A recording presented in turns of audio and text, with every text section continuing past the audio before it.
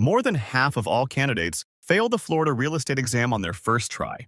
It's not because they didn't study, it's because they studied the wrong way. State exam questions are designed to trick you into second-guessing what you already know. But with the right Florida real estate exam prep, you can walk into your test knowing exactly what to expect. In this video, you'll hear from a licensed Florida real estate instructor who's going to walk you through exam-style questions, breaking down each one so you understand the logic behind the answers. Let's get started. All right, so the first question we're going to ask and talk about is which pair of terms do not belong together, okay? So you look at the terms we see, we're talking about the finance section. So we have to correlate and see which ones do belong together. And then there's one answer that the terms don't belong together.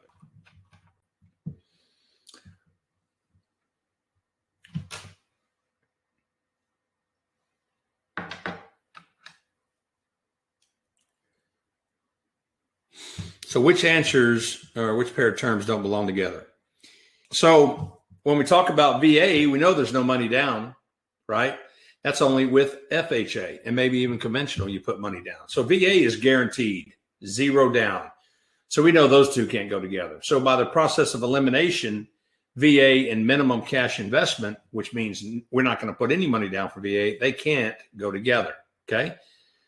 Conventional, there is going to be private mortgage insurance, more than 80%. And obviously FHA is an insured loan. So there is an insurance premium paid called mutual insurance premium, MIP. And the VA does have a funding fee. Okay. There is a funding fee that's charged to the buyer to be able to administer the VA loan. But with VA, no money down. So those two don't meet together. So we're talking about answer B. Now, you know, I like to circle back, and as we go through these questions, I'll bring in some more topics related just to kind of do a quick review. So remember, conventional loans, if you look out to the right, they're non-government loans. They're private loans, okay? And so they're marked in the market condition, interest rates are given. Again, that's going to be negotiated between the lender and the buyer. If there is a clause that has a prepayment penalty, that's going to be a charge to the buyer if they prepay the loan off early. Remember, prepayment penalties, prepayment clauses, and penalties are not allowed in government loans. That's FHA and VA loans, okay? So typically the down payment on a conventional is 80-20. That's called an LTV or loan-to-value ratio. Anything above that, a high LTV or above 80-20, like 90-10, 95-5, and a conventional, again, non-government loan, you're going to pay PMI insurance, okay? So it's principal interest, tax insurance, PMI. So that's going to make your whole monthly payment. So one of the government loans is FHA. This is the one that has minimum down payment, okay? It's about 3.5% today. If any of you are practicing real estate and you've done with FHA loans, you know that down payment's around 3.5%. Again, used to stimulate the market back in the early Depression. It was only really designed for a short period to get the market going again. And then that program was supposed to be eliminated, but guess what? It's still here. Because of the high LTV, you got to carry mortgage insurance premium. Remember, not PMI. PMI is associated with private or conventional loans. So the government calls theirs mortgage MIP, mortgage insurance premium. Okay. VA, this is what doesn't correlate. VA is no down payment. So answer B is the correct one. Okay. Because there's no down payment and they guarantee the loan, there is no mortgage insurance premium. So it's guaranteed the partial loan, okay? And that's 25%. They do charge a loan origination fee. They do charge a VA funding fee. And again, no down payment. Interest rate is set by the lender. All right, the most relevant approach to appraising an apartment complex would focus on what? What's the most relevant approach to appraising an apartment complex? Remember, we're going to use this method. Appraisers use this method to calculate a value, but what's it based on?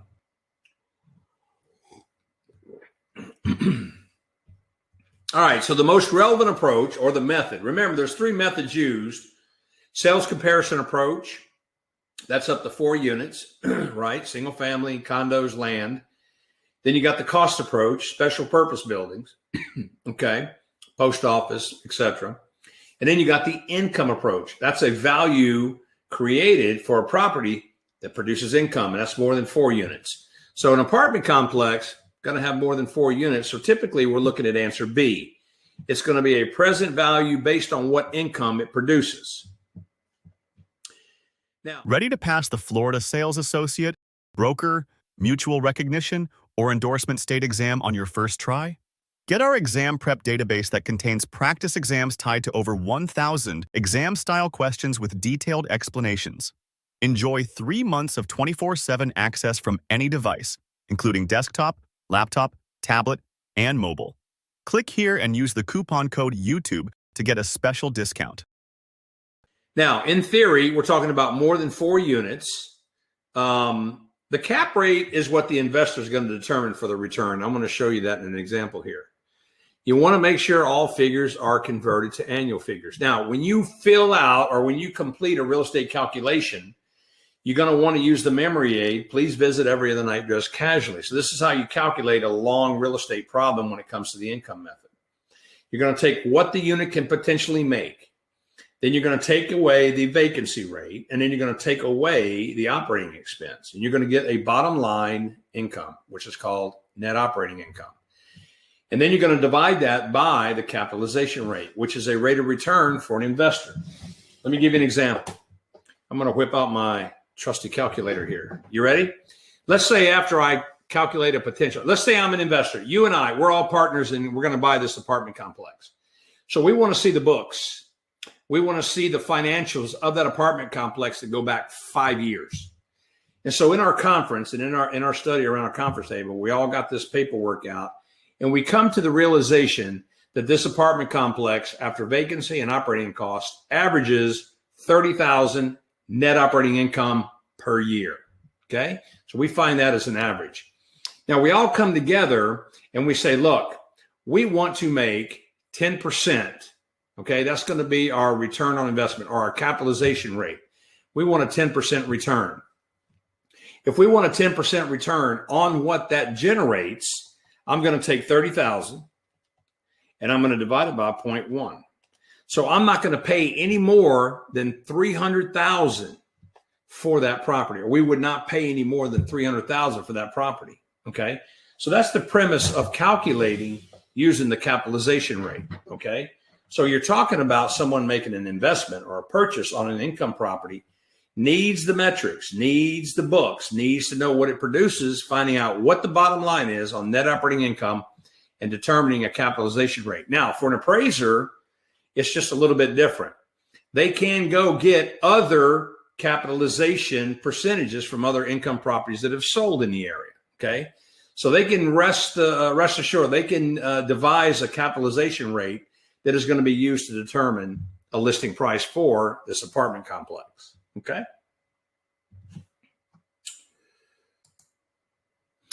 All right. Which property tax is neither exempt nor immune from ad valorem? So we're looking for a property tax that's not exempt and is not immune. Okay. So, you know, you've worked tax problems out. So, you know, city, county, and the school have exemptions, right? We know a new church does have an exemption. Again, a public hospital, right? But undeveloped farmland that's not a farm, not considered agriculture, but undeveloped, can have property taxes on it. Okay. So here's how this works. Whoop, stand by. So city and county property tax, remember, it's the primary revenue when it comes to paying for law enforcement. We use ad valorem. Okay. The assessed value is the ad valorem tax value that we're going to be calculating from. And always remember the property tax schedule. November 1st, it becomes available. January 1st, there's a lien put on it. And April 1st, it becomes delinquent. Okay.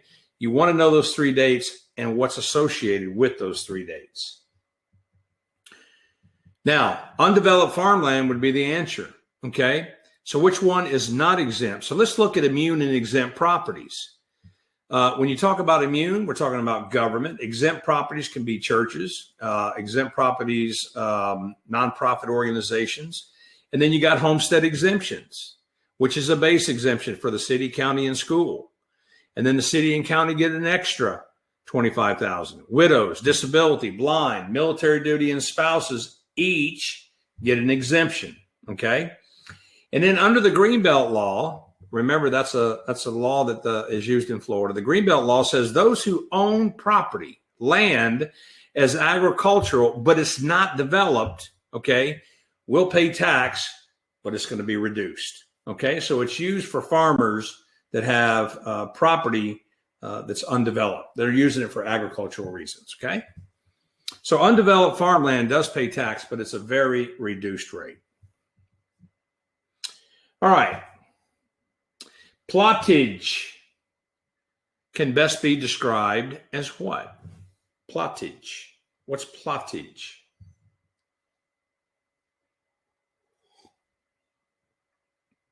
What is plottage? Plottage.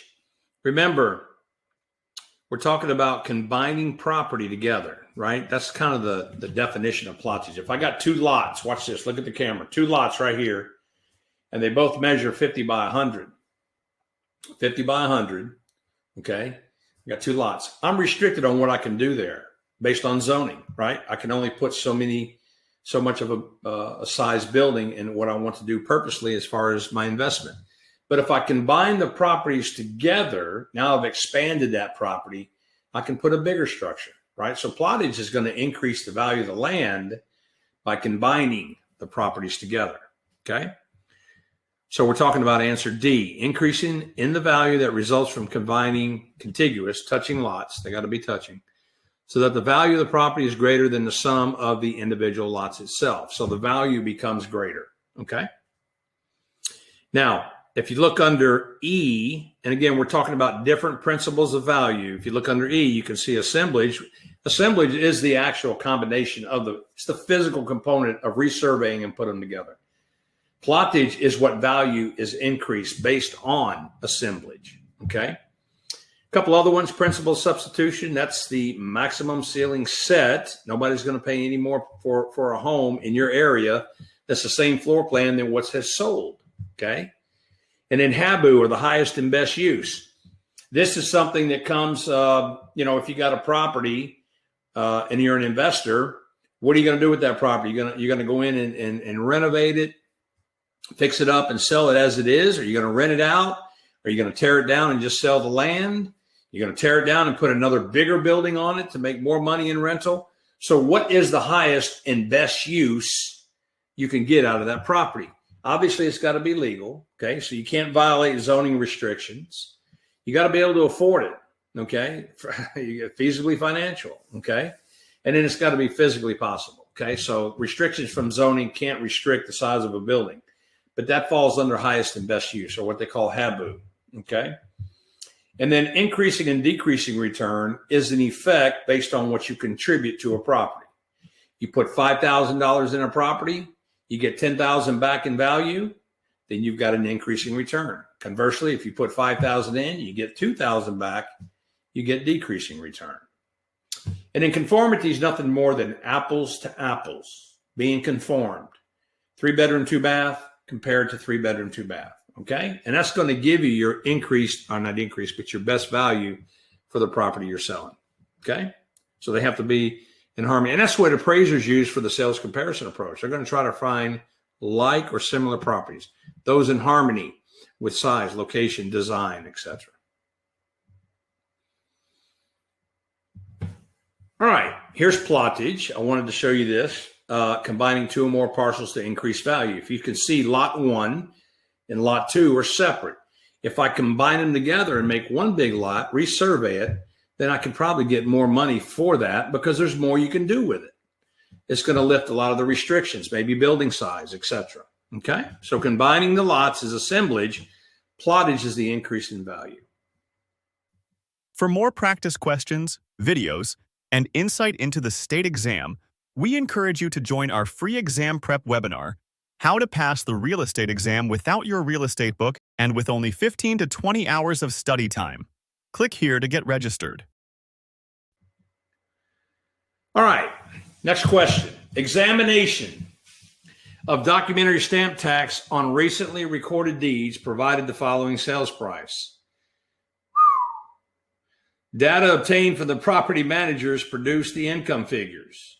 Use the information given to determine the correct overall capitalization rate for the comparable properties of these apartments. Okay, you want to round all decimals, 3 numbers before final rounding to 2 places. Okay, so in the project, in the problem itself, you want to round to 3 places, and then for your answer, you're going to round off to 2. Now, this is simply nothing more than IRV the appraiser. Okay, IRV the appraiser is net income. Income equals R, which is the rate, capitalization rate, times the value. Well, you got the property value and you got the NOI, you're going to find the rate. Okay, so this is nothing more than a mathematical problem. Again, IRV the appraiser, net operating income equals rate times value. So if I take net operating income, I want to find the rate, and I divide it, my net operating income divided by the value for each one, you can see I got 3 decimal places of what it rounds to, okay? And then I'm going to add those up and divide by 4. So I get 0.1025. If I round that to the nearest 2 decimal places, I get 10.25%. So all you're doing is you're calculating the capitalization rate for each line. You add them up, divide by 4, multiply by 100. Okay. Problem looks big, but it's a very simple calculation. Remember, IRV the appraiser, NOI or net operating income equals rate times value. This is the short version to the income approach. Okay. All right. Next question. Normally, the priority of a mortgage lien is determined by what? The priority of a mortgage lien is determined by what? In other words, at the act of sale, when the attorneys finish closing the property, they're going to, and part of the debit to the buyer on the CD, the closing disclosure form, is what they call a recordation fee or a recording fee. That's part of the charge that the buyer pays for. So when a mortgage lien is recorded, normally the priority when it's recorded, how is that determined when it's recorded? What do you think the answer is? Remember, for mortgages, it's the date they're recorded, okay? So they're going to be the order in which the liens are filed or recorded. Now, lien priority is very important in review. Let's circle back and talk about lien priority. It's very important. Why? Because if I got 4 liens on the property and it goes to foreclosure and it's deficient in its payoff, the first lien holder will get full payment. Second will get full. Third may get partial. Maybe fourth and fifth don't get anything. Okay. So lien priority is important to those who are securing their debt on the property. Okay. So the satisfaction of payoff when the property is transferred, that's what the lien priority is for. So superior liens, which are number 1, they're always going to be tax and special assessments. They're going to jump all the way to number 1 automatically. There is no recordation date. There is no getting in line when you record it. Property tax and special assessment liens, you got to know this for the test, always go to number 1. They have first priority in all cases. A junior lien is going to be the date it's recorded. So first mortgage, second mortgage, junior lien, third mortgage, junior lien, home equity line of credit, junior lien. Okay. So the date they're recorded, and that's the answer you were given. A construction lien or a contractor's lien is not the date it's recorded, but the date it started. So if it's recorded in July because of non-payment, but it started in February, guess what? It's going to jump ahead of all those other liens, and it's going to be recorded in the position the date started on the job. Okay. So it too can prime or jump ahead. Superior liens, property tax, special assessments always go to number 1 though. And then a mortgage lien is when it's going to be filed, the date recorded. Okay. And so that's what you got. The order in which the liens are filed, okay, on a mortgage. So here's a little chart I made for y'all if you want to take a picture of it. Let's say January 1st, there's a first mortgage, act of sale. February 1st, The homeowner hired a contractor to build a swimming pool. April 1st, they refinanced, maybe got a second mortgage on it. Third, there was a judgment lien, maybe a lawsuit against the homeowner, got a third lien on the home. So you got 3 liens on the home. Then September comes and non-payment. Okay, non-payment for what? The contractor's lien. So it's not going to be sitting number 4 based on the date it's recorded. It's going to jump ahead, and if we follow the blue line, it's going to go ahead, and its position will be February 1st. That's the day the job started. Okay? And remember, special assessments and taxes always go ahead of everything. They're first priority. Okay? And that'll about wrap up liens for your state exam and when it comes to priority positions. Remember, read the question. Okay? Read the question. Could be talking about a contractor's lien, could be talking about a construction lien, could be talking about a special assessment lien, property tax lien. So you have to know the rules and the guidelines that apply for each one. All right, next question. An individual who has fulfilled all the academics and experience requirements for real estate brokers, but who operates as a sales associate in the employment or in the employ of a supervising broker is titled what? What are they called? Okay, we're talking about an individual fulfilled all the academic and experience requirements for the broker position, broker test. Okay, so much of you are in this position right now, but who operates as a sales associate under a supervising broker. What are they titled? Okay. Remember, watch this. Read the question now. Let's circle back and read this question. It's an individual. That's where I'm going to start, right? An applicant. It's you. This is you. Okay. I'm speaking about you in this position. You're in this question. You have fulfilled all the academic and experience requirements for your real estate broker's license. So guess what?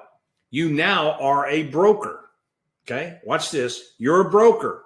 You got your broker's license, but you decide you want to operate as a sales associate. In other words, you're not going to be a sponsoring broker.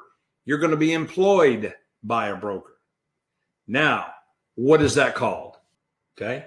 So we're talking about answer A, an active broker associate. Remember, as a broker, if I don't want to sponsor or be independent broker by myself or even hire people, and I want to work for a broker, I still have a broker's license, but I'm going to be a broker associate.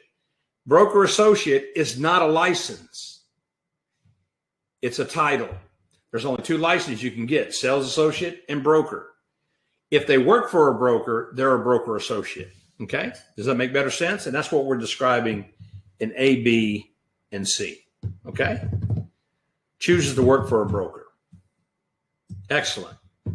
All right, let's keep moving on. An agreement as to the facts of the case and the penalty reached between the DRE attorney and the licensee is called what? All right. Division of Real Estate, who they are. And who are they associated with? So they're a subsidiary, or they come under the DBPR umbrella, right? They work in conjunction with FREC, right? So DRE is the administrative side that supports the real estate activity under the DBPR, okay? And then they work in conjunction with FREC. Now, on a violation and a complaint, you have what they call an agreement between the DRE attorneys and the licensee. What is that called? A, B, C, or D? What do you think that's called? All right, here we go. So the answer is A. It's called a settlement stipulation, okay? So when DBPR gets a complaint, okay, they will investigate. And then if they find that there's a complaint, they're going to forward it to the probable cause panel. The probable cause panel will meet and then decide if a formal complaint needs to be filed, okay? Under 2C, there's a word or a system called settlement stipulation. This is where the agreement of a DRE attorney and the licensee or a licensee attorney before any hearing or discussion of a settlement and enter into a stipulation, okay, which is an agreement. So that can all be settled before it gets way too forward, okay? So that's called a settlement stipulation. It's between DRE attorney and the licensee. All right, a real estate sales contract becomes valid or in effect when it has been signed by the what or who? A real estate contract becomes valid, and this is basically under the basics of contract law. What constitutes a valid contract? Okay. So what constitutes under contract law a valid contract? I like to use the memory aid, COLC. Okay. Got to have contractual capacity. Okay. Legal age, sound mind. Offer and acceptance. Okay. This is meeting of the minds. This is the signatures of the buyer and seller. If you don't have that, you don't have a contract. You got one signature, the other one hadn't signed it. You don't have a contract, okay? Got to have a legal description, okay? Got to know what you're buying legally, not a mailing address or an informal description, a legal description. It's got to be a legal contract, okay? So its purpose has to be legal. And then consideration. So this is the value that you're going to exchange for the property. In real estate, it's called money, okay? Price of the home. Now, all these constitutes, you say, well, John, a legal contract, can you be a little more specific? Legality of object. Let's say, for example, an agent doesn't renew their license or does not complete their 14-hour biennial CE. What happens on their renewal date? The next day, they go inactive, right?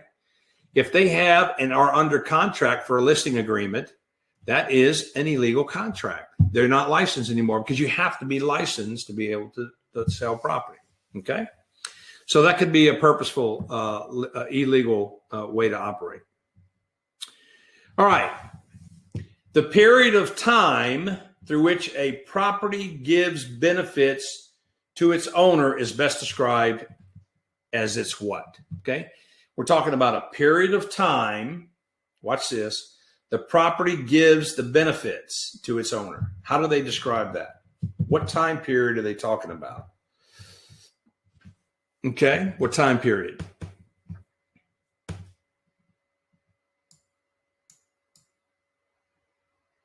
So we're talking about the economic life of the property. Okay, answer D. Now, this falls under the category of depreciation. Okay, so in theory, when we talk about depreciation, we're talking about the economic life of the property. So when we speak of straight line depreciation and using the straight line method, the IRS code says the residential property has, according to the IRS, 27 and a half years lifetime. That's the economic life.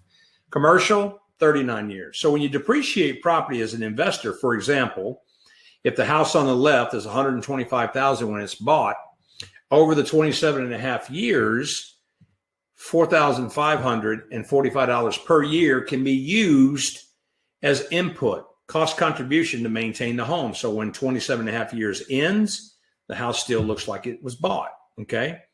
But when we talk about the useful life that it gives an owner, they refer to it as an economic life, okay?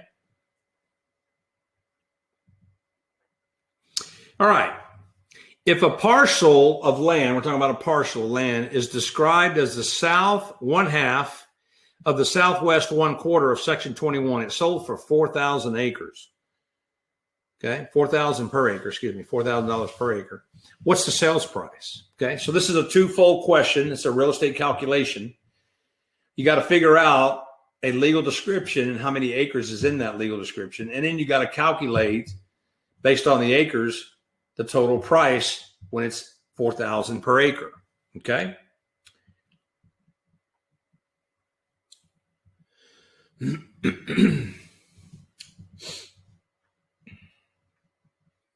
"15 seconds, and we're going to go into an explanation here, okay?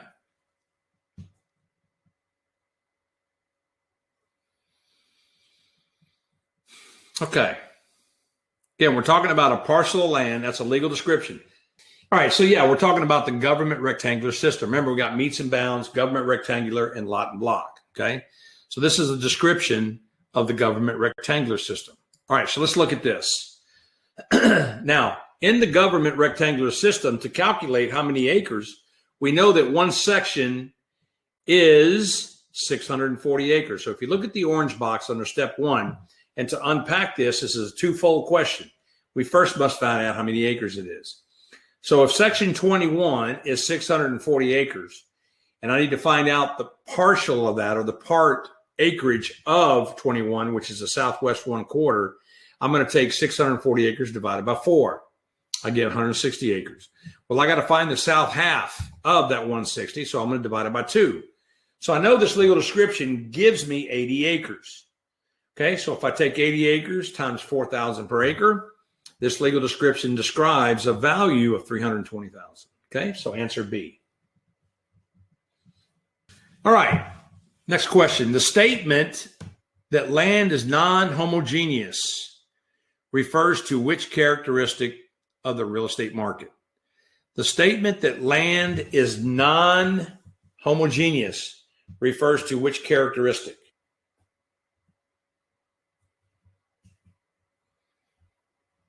Okay, so when we talk about non-homogeneous, we're saying that each property is different. So the real estate is unique to each other. Okay, so they're different.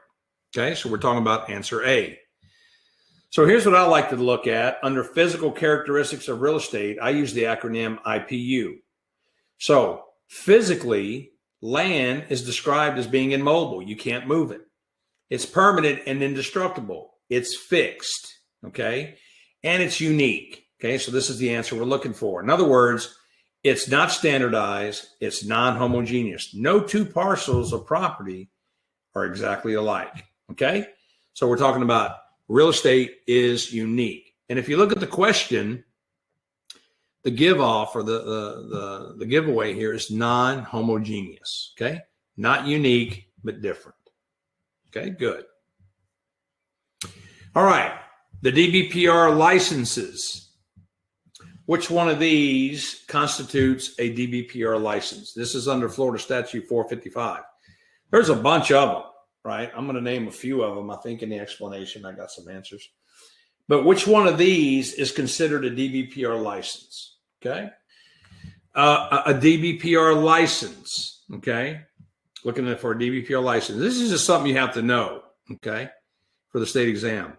So when we talk about DBPR licenses, remember, DBPR stands for the Department of Business and Professional Regulation. This falls under Florida Statute 455, right? So DBPR is the big umbrella over Florida licensing for many different industries, okay? If you look under number 1, they are over alcohol, beverage, and tobacco, architect, interior design, mold related services, asbestos contractors and consultants, real estate, cosmetology, elevator safety, harbor pilots, and there's many more, of which obviously lead-based is not one of them, okay?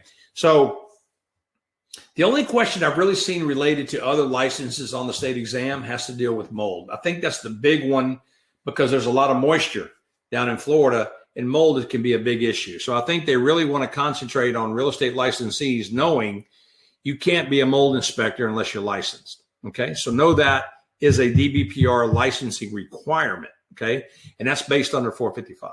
All right. All right. Which statement describes a planned unit development? Planned unit development, and the acronym I like to use for this is called a PUD. PUD. Okay, a PUD. Planned unit development. So which statement describes a planned unit development?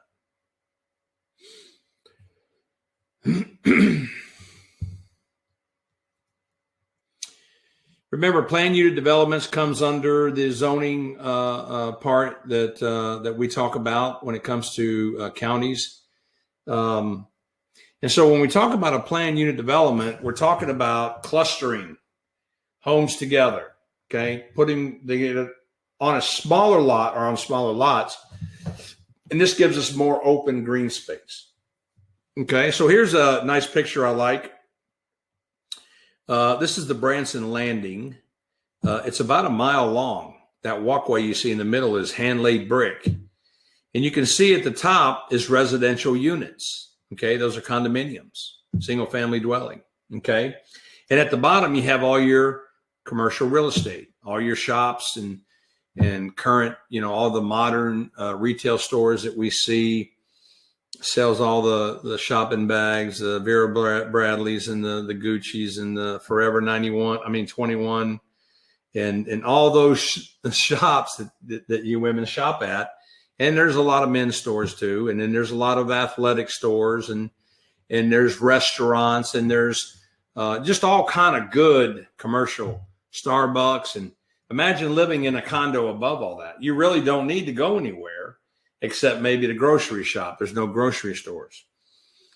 But they do have small specialty type food shops, okay? Little small specialty meat markets. But again, that's not going to take care of perishable items like dairy and stuff like that. So the only thing you probably have to leave and go get is groceries. But this is the concept when it comes to the master plan. And today it's modern. It's more popular in many cities. Out in the Woodlands in Texas, for example, there is, I can't tell you how many of these PUDs they got going up. They're not like this. They're more single family units. In Lafayette, Louisiana, they have a place called River Ranch, which is an actual subdivision that's inside of a city. Now, this city is not open to the public. It's a private community. It's supported by the River Ranch Homeowners Association. But they got groceries, restaurants, and you can drive there in your golf cart, okay?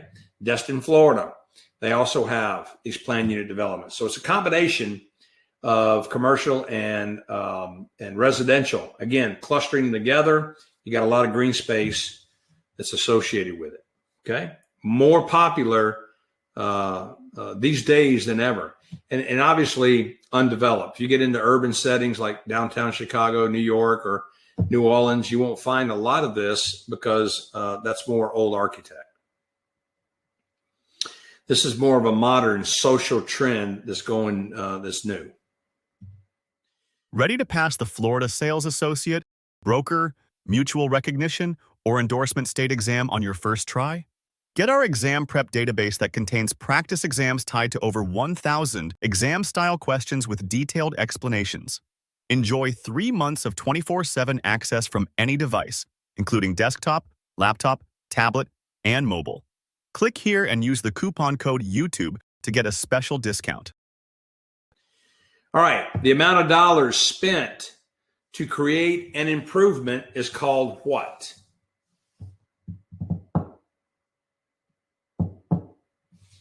What is it called? The amount of dollars spent to create an improvement. The cost is what is the amount of dollars. So you break it down into what we referred to in the previous slides that we talked about valuation as a cost contribution. Remember, you got an increasing and diminishing return. So to create an improvement, it's a cost contribution, okay? So let's look at some concepts and types of value and revisit this again.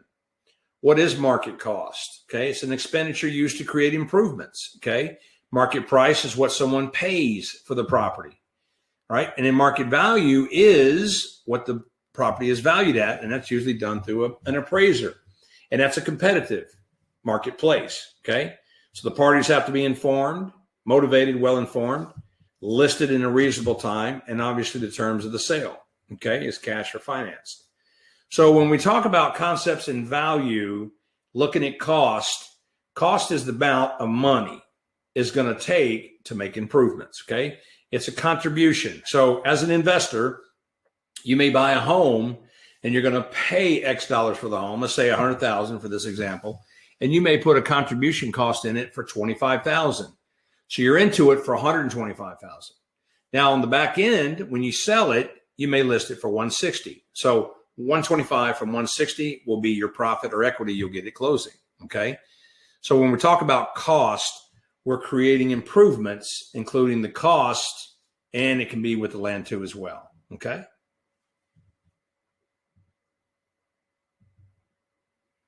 All right, which government restriction on ownership represents the broadest power of government to limit the rights on property owners. Which government restriction on ownership represents the broadest power of government to limit the rights of property owners? So unpack this question now, because it can be a little confusing. We're talking about government restriction on ownership. We're not talking about private restriction. We're talking about government restriction. It's the broadest power of government restriction, and it's going to limit the rights of property owners. Okay? What do you think it is? Okay? You know, I've never heard of government liens, but I guess that government can file a lien. I don't know. But I've never heard that being part of a lien process. Escheat, that's where the state gets the property back if someone dies intestate. Okay, so that's not a broad power of restriction or a right to a property owner. Again, the property owner is still alive. So escheat is when someone dies, right? They don't have any heirs, so the state gets the property back. Eminent domain is when they take private property for public use. Okay? Does it limit the rights of a property owner? Police powers. What's police powers defined as? Police power is defined as where the laws are made that restrict property owners in their usage of that property. For example, if you go out and buy land that is zoned residential single family, okay, single family residential, and you want to build condos, there's a restriction there. You can't build condos because it's only zoned for single family, okay? You got to find property that's zoned for condominiums, okay? So property rights of owners, the broadest restrictions are entailed or enforced with police powers because they make all the rules and regulations when it comes to zoning and restrictions and usage of property, okay? So we're talking about police powers. Now, this is a government restriction, okay? Not a private restriction. Remember that term deed restriction? You remember the term zoning restriction? And the more restrictive is the one that's used, right? If there's two of them, you use the most restrictive. So a deed restriction is private. Government restrictions falls under police powers, okay? Police powers regulate the right of the property owners and how they can use it. So that's the broadest in its sense. Zoning, building codes, okay? So it's the broadest power. Other restrictions, however, fall under escheat, eminent domain, and then property taxation. So the government has the ability under Pete, police powers, escheat, eminent domain, and taxation, has the ability to control real estate in that manner. That's what the law gives them. But police powers of those four is the broadest power that the government can use to regulate the use of property. Okay. Again, different zoning restrictions, different building codes. Okay. Non-conforming use, all those terms we use, variance, special use permit, all the zoning regulation. Remember, the broadest power, there's many things that they can enforce. Okay. So you got to read the question. Remember, read the question. The broadest power. Escheat was one of them. I never heard of government liens.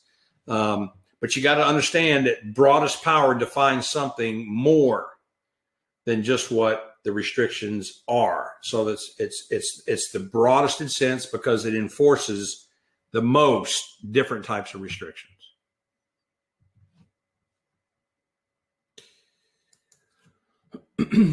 All right. Which Florida statute governs DBPR and the professions under DBPR? Remember, we talked about mold and alcohol and tobacco, and we talked about cosmetology and harbor pilots and all these different licensing. That's professions under DBPR.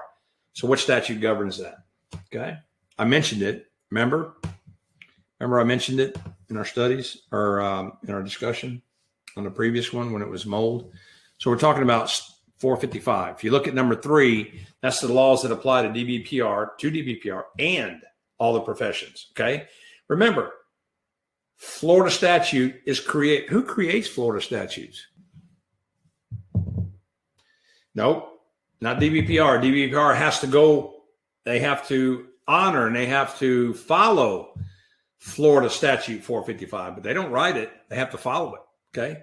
It's the Florida legislation. It's actually the real legislation. Remember, they create laws, they create the ordinance, they create the the actual statutes, and they're voted in or they're approved by the governor. Okay. So the Florida legislation does create 455, 475. FREC will create 2, which is 61J2. That's the Florida Administrative Code. That's why they're called a quasi-legislation. They're not real legislation, but they're a pretend or is similar to. And so what FREC creates is the Administrative Code, which is 61J2. But when it comes to DBPR themselves, they got to be governed too. And all the professions, that falls under the Florida Statutes 455. Now, licensing law, okay? Licensing law is 475. That applies to licensees under Part 1, appraisers under Part 2, and in commercial sales and real estate transaction lien rights for commission payment, okay? So you want to know these 3 general, 455, 475, and 61J2, okay? All right. The commission is not empowered to impose which disciplinary action against the licensee. The commission is not empowered to impose which disciplinary. What can the commission not impose? What do we call this? Empowerment, that they can impose fines.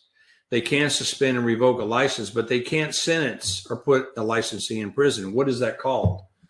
What do we call the commission's power to be able to do that? What kind of power do we call it? Remember the term quasi-judicial? All right. So under the Florida Real Estate Commission, here's what they're authorized to do. They can deny applications. They can do letter of reprimands. They can suspend, revoke. They can issue citations, impose fines. They can impose probation and also issue notice of noncompliance. Now, under number 9, this constitute all this power they have, 1 through 8, gives them the title of a quasi-judicial organization. They can act like a real court because they're enforcing penalties. But the reason they're not considered a real court is because they can't put a licensee in prison. Okay, only a real judicial system can do that. So quasi means similar to, just like quasi legislation, similar to writing for Florida statute laws. They can only do 61J2, which is the Florida Real Estate Commission rules and regulations. Okay, same thing in the judicial realm. Okay, they're quasi. They can't put people in prison, but can only issue these 8 items. Okay. All right. A mother deeded a beachfront property, villa, to her son, who suffered from a terminal illness. The deed specified that the property was to return to the mother or her heirs when the son died. Okay. The estate owned by the mother or her heirs is known as what? So a mother deeded a beachfront property to her son. Son had a terminal illness. So they put in the actual deed itself, or maybe in the agreement that was recorded by the attorney, that it should return to the mother. So what do we call that? What is that an estate of? And so here's the key word to this, okay? You're dealing with the life of another person, okay? So that could be, misconstrued and misunderstood as a conventional life estate, right? Someone's got a property and it's for the life of them, right? They've been given a life estate. They're called a life tenant. But watch this. Here's the key. Here's the key to this question. Returns to the mother. So in a life estate, it either goes to a remainder man, someone else, or back to the mother, in this case, or back to the owner, which is reversionary, okay? So this is actually an estate in reversion because the property is going to go back to the mother, okay? And again, a freehold estate, part of, we talked about fee simple, as far as a free man's holding the ownership, life estate comes under that category. So we're talking about the life of a person that holds this life estate called a life tenant. And remember, under A1, A3, and 4, you got remainder and then reversionary. So the remainder interest after the person dies, the grantor, the person that owns it, can assign it to someone else, or it can revert back to the grantor. So in this case, we're looking at an estate in reversion. All right, in Florida, range 2 east is closest to what? Range 2 east. What is that closest to?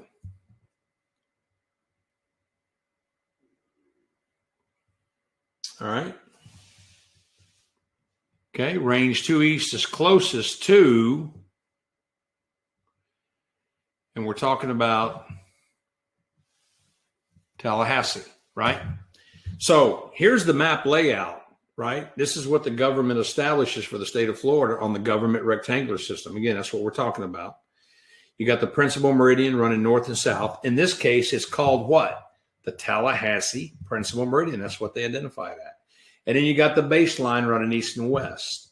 Well, where it intersect, the closest and what it's nearest to, it's not Miami, Jacksonville, or Pensacola, it's Tallahassee. That's where the intersection is.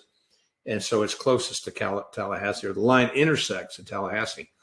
This is nothing that the state's responsible for. The federal government lays these maps out for each state, okay? So the answer is Tallahassee.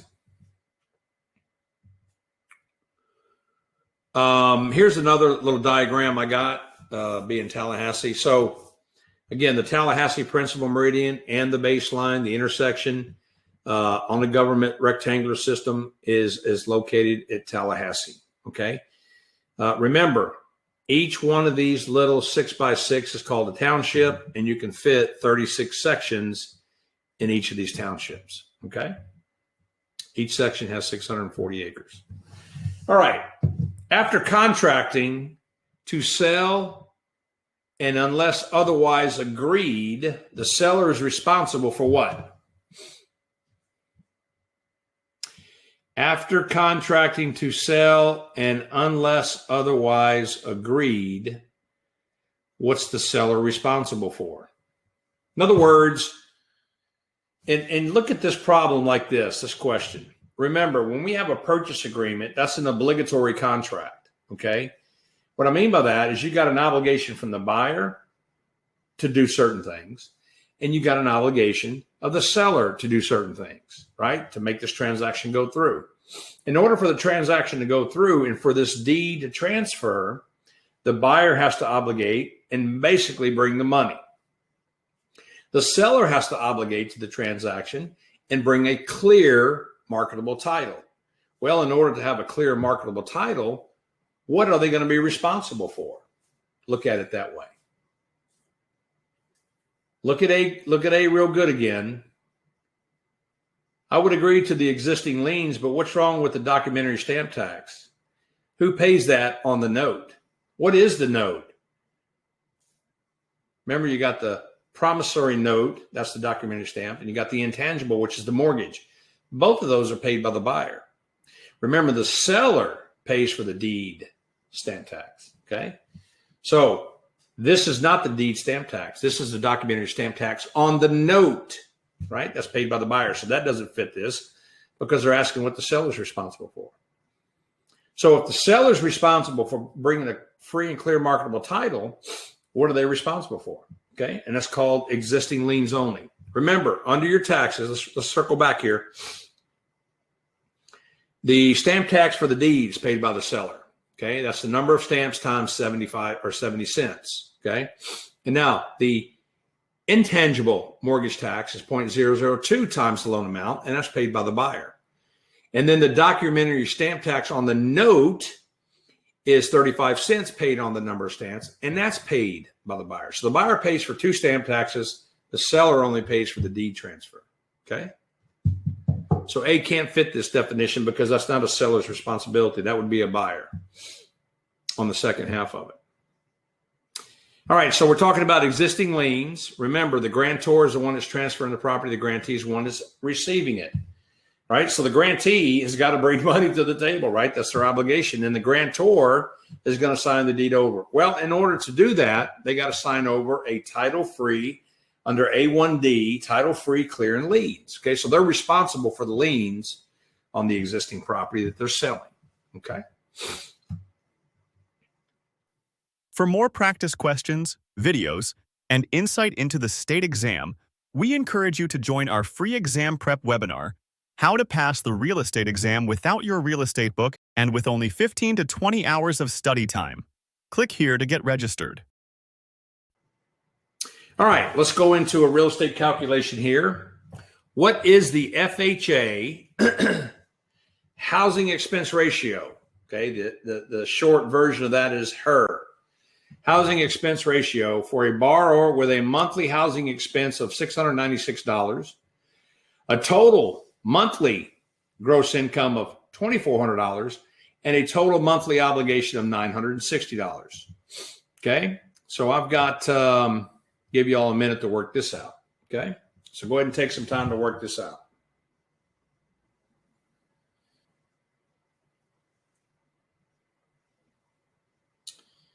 So we're talking about the housing expense ratio. Remember, you got to define what that is. All right, you got to define what that is and what numbers are appropriate in it. You got a bunch of numbers here, so we have to find out if what numbers are going to fit the housing expense ratio. So what do you think the answer would be? Which one do you think it is? Okay, I'll give you about 30 more seconds.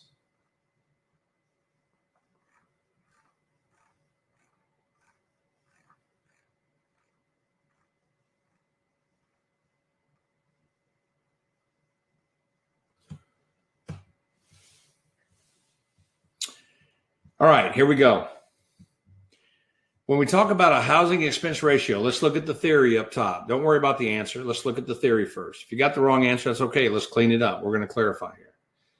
What is housing expense ratio? So by definition, the formula is the monthly expense only. Remember, total obligation ratio is monthly expense plus the obligations, other obligations, okay? So we're only going to use monthly expenses here. That's the housing expense, okay? Because it's all we're talking about. We're talking about the housing expense ratio only deals with the monthly expense. And it's going to be divided by the monthly income. Now, if your income is given annually, you got to divide by 12. But this, they'll give it to you monthly, okay? And so the maximum housing expense ratio for FHA is 31%. So in this case, 29%, they would qualify because it's below 31. So to work the problem out, you're only going to use 696. You're not going to include 960. Okay. Remember, housing expense only, not total obligation as well. Divided by the monthly income is 29%. So if you look at the blue box defines what qualifies for FHA. 31% for HER or housing expense. If it's total obligation, the maximum is 43% for FHA. In total obligation ratio in the blue box, you see this expenses plus other obligations, and that's divided by the monthly income, okay? So don't confuse this where just because you got a bunch of numbers, you have to know the theory behind HER and TOR, okay? So in this case, we're talking about answer A, 29%. All right, which statement is false regarding buyer hazard insurance? Does anybody understand? Everybody understand what buyer hazard insurance is? Right? Buyer hazard.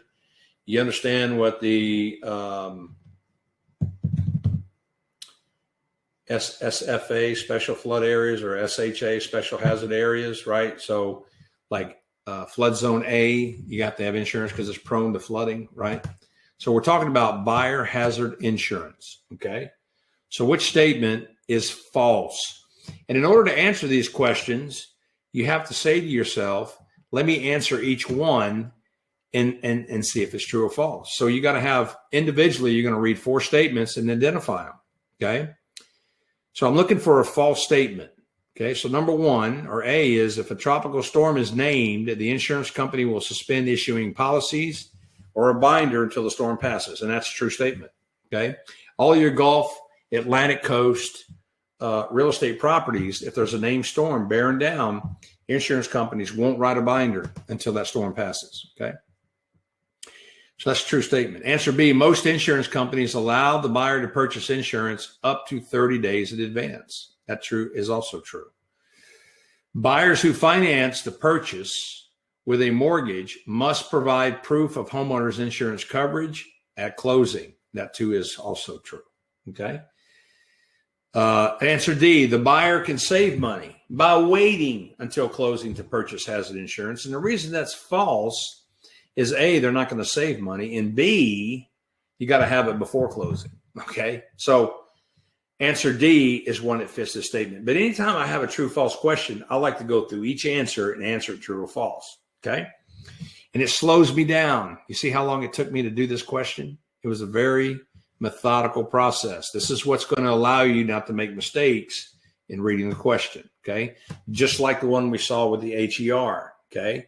You can easily add HER and the TOR together, the obligations together, and divide by the monthly income. You'll get a different answer. Okay. So you have to read very methodically the question. Take the time on the test to do that. All right. So answer D, the buyer can save money. So that's a false statement. Now, one thing I want to circle back to here is looking at types of insurances. Okay.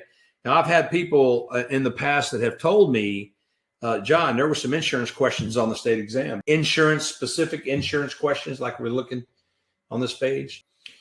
All right. So let's look at types of insurances. Okay. Because you may see a question or two on that. So when we talk about fire and hazard, that's your normal policy you get for a home, fire, wind, and hail. Okay. For residential and commercial, again, required by the lenders to obtain prior to the act of sale. Not at the act of sale. You're not going to save money. You got to get it prior. Okay. Must be provided prior to the act of sale. Buyer doesn't save any money. So we saw that in the question. Flood. This is residential commercial. Again, in a special flood area under SBA, most lenders are going to make you, if not all lenders, are going to make you have flood insurance. Okay. Storm surge is not flood insurance. Flood insurance is rising water. A lot of rain comes down over a period of time. Storm surge is water pushing into your home. Okay. Totally two different policies. Now look, back in the early 60s, I taught an insurance class for a continuing ed, and I remember this. Don't remember exactly what year, but way back, around the early 60s and before, insurance companies only had one policy for a home. It covered fire, wind, and hail and flood and everything. But as we progressed in time and our climate changes and environment changes, and all these things started happening with these anomalies with our flooding and storms and all these different rains coming and staying and flooding, the insurance companies rearranged and changed their policies and broke it down into an a la carte premium payment and a plan. Fire, wind, and hail is one, flood insurance is another one, and storm surge is another. So you got three different policies that you may have to pay for depending on where your property is located. Okay, if you're on the Atlantic or the Gulf and you're on the beach, you may end up having all three of these, okay, which can be costly. Then you got consequential loss. This is the one that someone told me was on the state exam. Consequential loss, use and occupancy. So for both residential and commercial, if it's an investment property on residential or a commercial property, this is where the policy is optional. This is really not required by a lender, okay? It's an optional policy paid by the investor itself on the property in case of loss due to a disaster. Consequential loss, use and occupancy is a premium, is a type of insurance for real estate that will offer a reprieve in the event of a disaster. Okay, loss of rent, revenue from commercial, whatever it may be.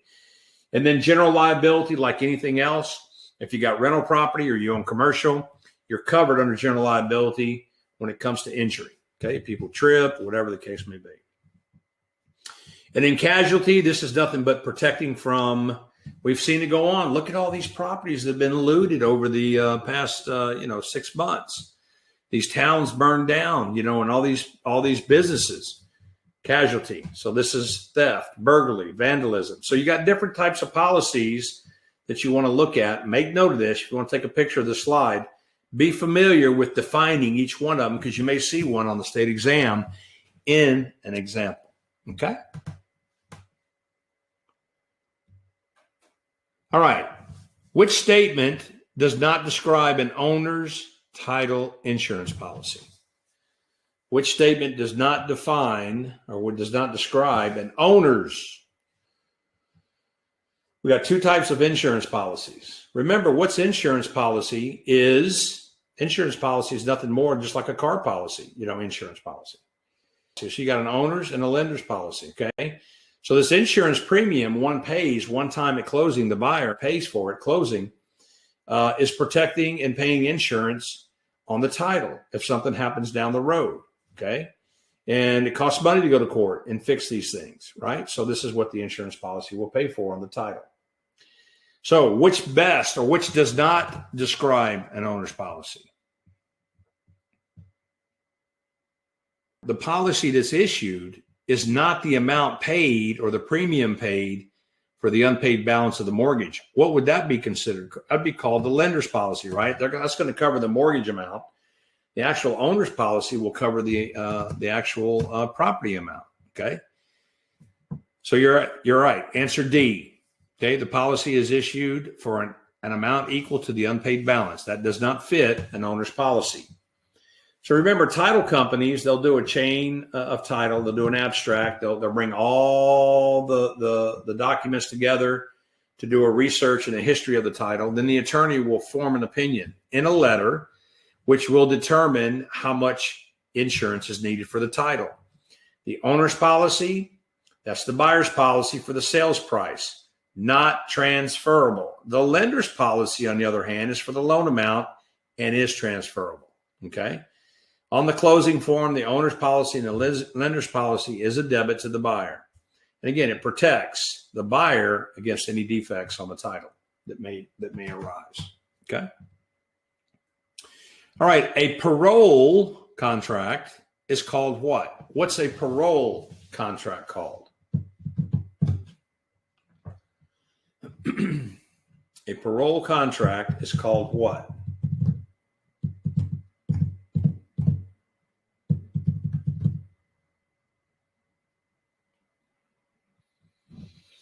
All right, so when we talk about a parole contract, we're talking about an informal. If you look under A2A, parole contract is an informal contract. You want to know this term for the state exam, okay? For the license exam, know that term parole and know that it's an informal contract, okay? Which is verbal or oral. That's how they define informal, parole. Remember, formal contracts are in writing, okay? You don't need a seal to make it valid, okay? Or a race seal. And also contract classification comes under two conditions, bilateral and unilateral. Bilateral, both parties obligate in this obligatory contract, okay? So they have obligations from each side. Unilateral, it's only one party that has to obligate. Now, when you say unilateral, let's say I'm a broker and y'all are all agents and we're in a formal meeting, sales meeting on Monday morning, January 1st. And I put out to y'all, the first one of any y'all that bring me 10 closings gets a $5,000 bonus. And the answer is, or the question is, do you have to bring 10 closings? And the answer is no. Do I have to pay $5,000? Yes, if you bring 10 closings. So it's unilateral. The obligation is one way, okay? Bilateral will be like a buyer-seller. They both have a commitment, okay? All right, a neighbor succeeds in gaining legal use of an owner's property by open and continuous use of the land for over 20 years. What is this legal term called? Not ownership. Be careful with this. There's two answers here that you can confuse on.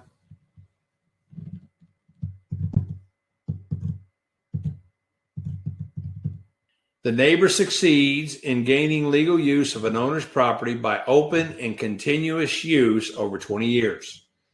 This legal term is known as what? Remember, there's two terms in these answers, okay? Accretion has to do with rivers, running water. Encroachment has to do with someone coming over the surveyed boundary lines with a fence or something. So when we talk about usage, not ownership, we look at two terms called adverse possession and easement by prescription, okay? Adverse possession is actually going to be taking title through continuous use, okay? Easement by prescription has to do with usage, not ownership, okay? You don't own the property, but you can use it, okay? So let's look at this. If you look at 1D, 1 delta, easement by prescription means gaining the use, not ownership, of land by open and continuous use for over 20 years, okay? And so the other definitions fit the terms of regular easements, okay? But this is an easement that gains usage, again, against the owner's will, but they haven't stopped you from doing it. You keep using it, and it's been a statutory time of over 20 years. You now get total usage legally by law through easement by prescription, okay? And so that's what we're talking about. Other encumbrances and easements. Remember, easement is the right to use land of another. You've got a pertinent easement with a servient and dominant. So the front property is serving the rear property. The easement is placed on the servient property, okay? Easement and gross. This doesn't benefit the owner at all. These are like power lines that may run through the property, okay? Now, the difference between easement appurtenant and easement by necessity is the negotiation of easement by or appurtenant easement is agreed upon. But if it's not agreed upon and the dominant tenement or the dominant property has to go to court and get a judgment, then it's by necessity. So read the question. If you see somebody standing before a judge getting permission to use the land, it's by necessity. Okay? They both have the same meaning. The back property needs to get to the road, but one of them is an agreement between the parties, which is appurtenant, and the other one is by necessity, which is comes under the law of ingress and egress. You can't landlock. So if they don't agree to it, you can go to court and let the law establish the easement. That is by necessity. Okay, so watch the question now. And we talked about prescription and then encroachment. We know what that is. All right, the type of real estate investment that involves the sale or lease of a business. The sale or lease of a business is called what? The sale or lease of a business.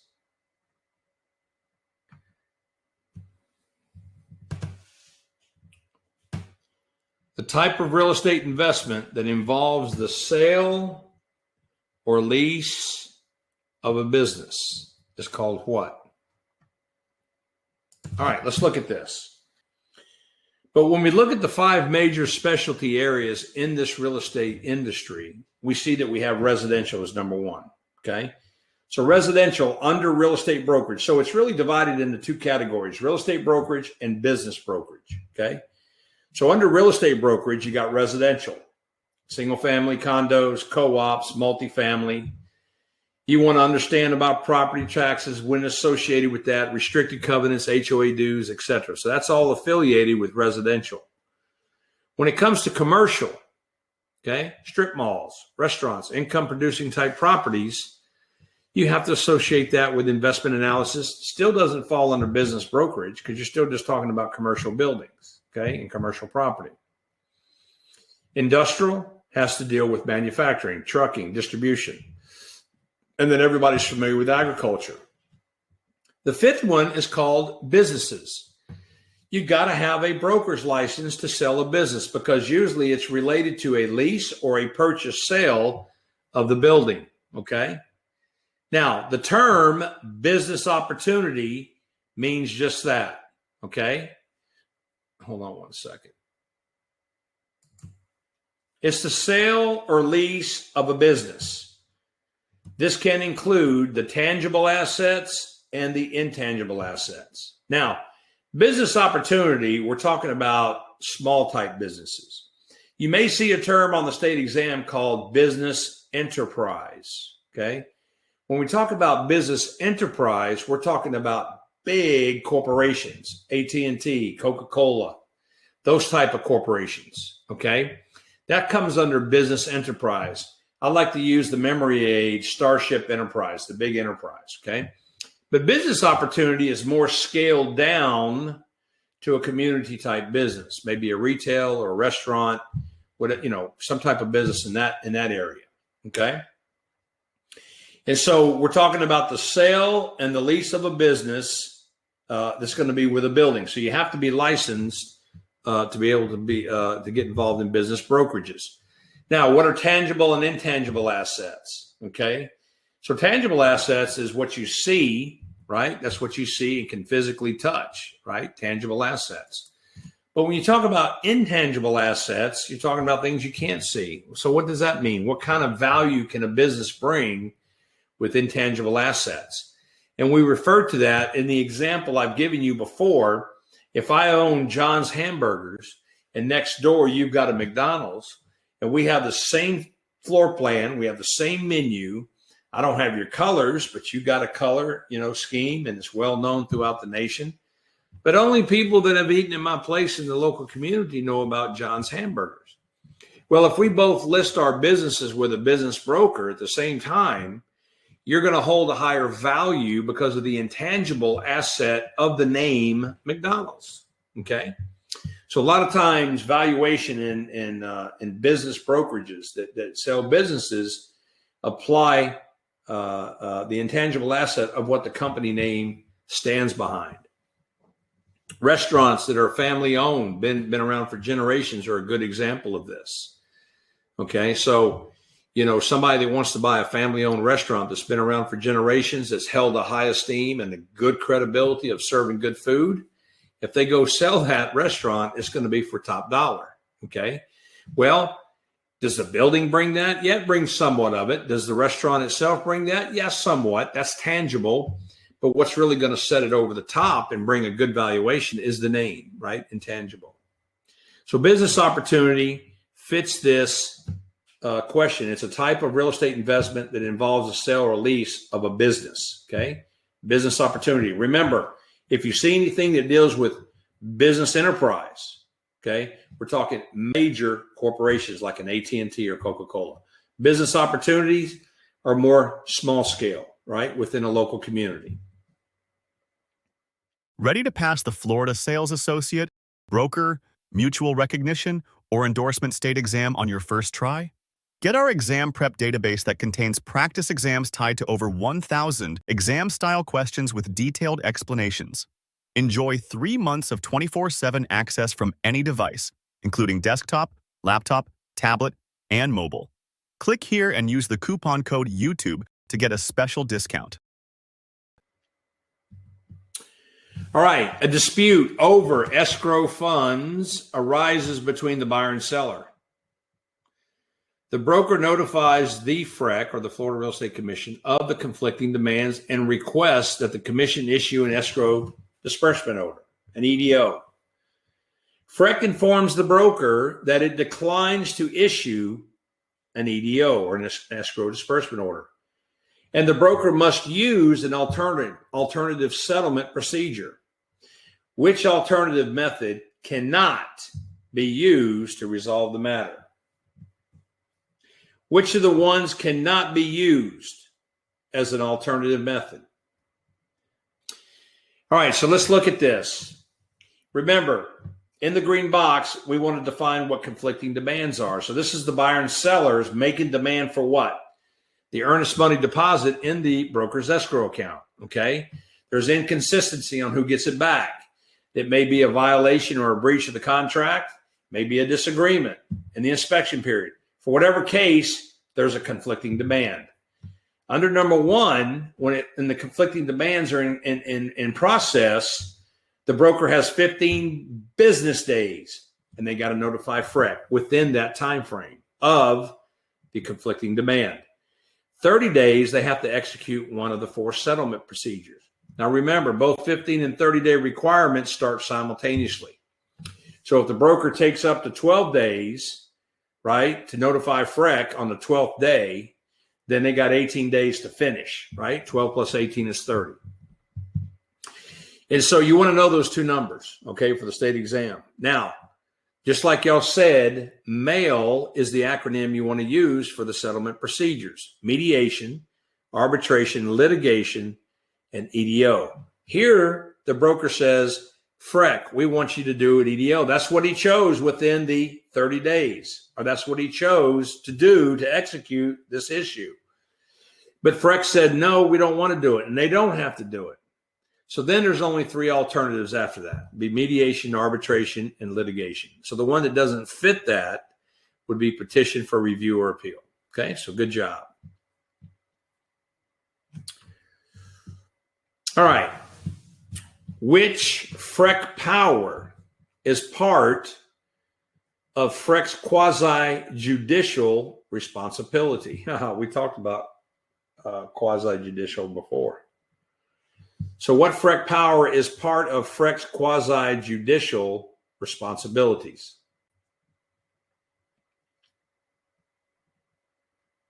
Which FREC power? Remember, what are we defining as quasi-judicial, right? We're not a real court. We're kind of a pretend. We have limitations and restrictions what we can do to people or licensees, okay? So this FREC quasi-judicial responsibility is making determinations of what type of or administering violation penalties, okay? So we're talking about answer C. So let's look at this under the disciplinary guidelines. Quasi-judicial, they can issue what? Letters of reprimand, citations, suspend, revoke, impose CE, probation. They're like a real court, but they can't imprison. That's where the term quasi-judicial comes from. These are not must penalties, by the way. This is a FREC decision they can make, okay? And there are ranges of penalties that can be imposed, okay? And so if you see anything that says FREC may impose penalties, probably will impose a penalty, usually will impose a penalty is the correct answer. If you see anything that relates to the Florida Real Estate Commission and the disciplinary guidelines must impose a penalty is incorrect. Remember, they're a board, they're a group, a 7-member group that will hear cases on an informal basis. They'll hear the case from the complainant or from the licensee, and they'll make a final recommendation. So it's not a must impose, okay? The correct answer would be may impose, probably will impose, or usually will impose, okay? But must is not in the FREC language, okay? That's an important thing to really watch when it comes to a test question.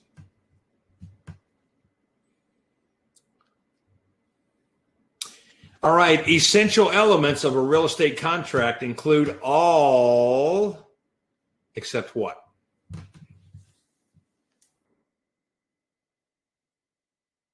Remember that acronym, COLC? Got to be competent, offer and acceptance, legal. Got to have consideration. All right, so the one that doesn't fit this definition is what? Recordation, right? Got to have consideration. It's got to be in writing and signed, obviously, and offer and acceptance, okay? So we're talking about recordation. Doesn't fit that model, okay? So take a picture of this slide. This is a really good memory aid, COLC. This is what constitutes a valid contract. Contractual capacity. You got to have legal age and sound mind. You got to be mentally competent and legally declared or legally declared incompetent, or medically and legally declared incompetent. You can't do contractual agreements, okay? Could be Alzheimer, whatever sickness it may be. And you got to be legal age. So, okay?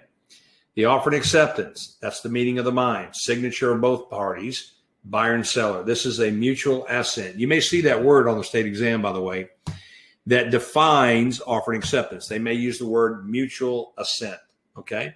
So that's what that means. Both parties sign. Got to have a legal description like we discussed, accurate, not informal. It's got to be a formal legal description.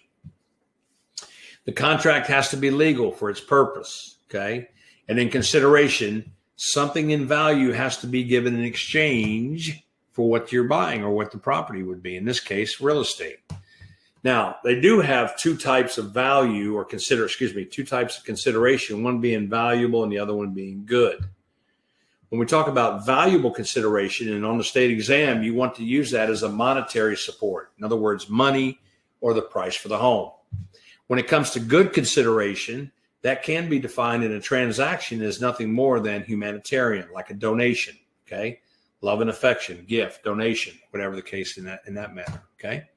So valuable and good are two types of consideration. Again, has to be used to validate a contract. So COLC, C-O-L-C, contractual capacity, legal age, sound mind, offer and acceptance, meeting of the minds, which is mutual assent, buyer and seller sign.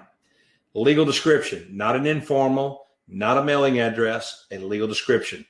And then it's got to be illegal. The purpose has to be legal. And then the consideration in the last C falls under valuable or good, okay? Monetary money for valuable, humanitarian or a donation type for good consideration, okay? You want to know this for the state exam, okay? This is a very important test question that you may see. All right. Each of these is a method of acquiring legal title to real estate, except what? Remember now, we're talking about legal transfer here. Legal title. What's legal title? That's ownership, not equitable title, which is possession. We're talking about legal title, okay? So which method below of acquiring legal title is good? There's one that doesn't meet that, except what? Look at the question. We're talking about a method of acquiring legal title. Okay? Legal title. In other words, you're going to get ownership. Okay? So you have to go through each answer. Can you get legal title through a quick claim? The answer is yes. Quick claim is nothing more than transferring owner to owner. Okay? So on a quick claim, you can put somebody as an owner. They do it all the time for investors on subject to transfer purchases. The seller can quick claim ownership to the buyer, just like that, all using an attorney. So that's a way you can get legal title. What about eminent domain? Absolutely. Government gets private property, public use, but it's legal title that's transferred. What about when both buyers and sellers have signed a sales contract? Nope.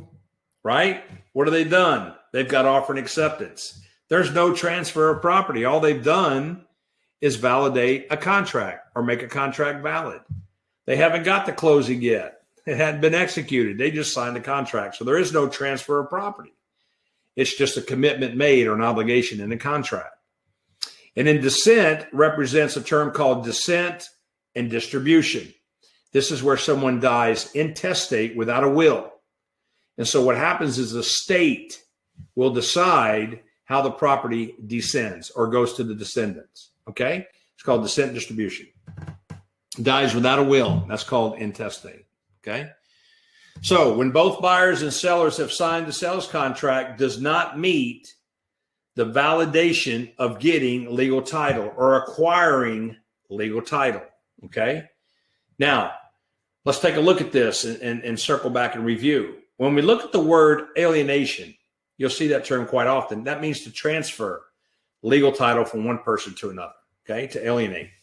To get legal title in voluntary transfer, you got to have owner's consent, okay, a home sale.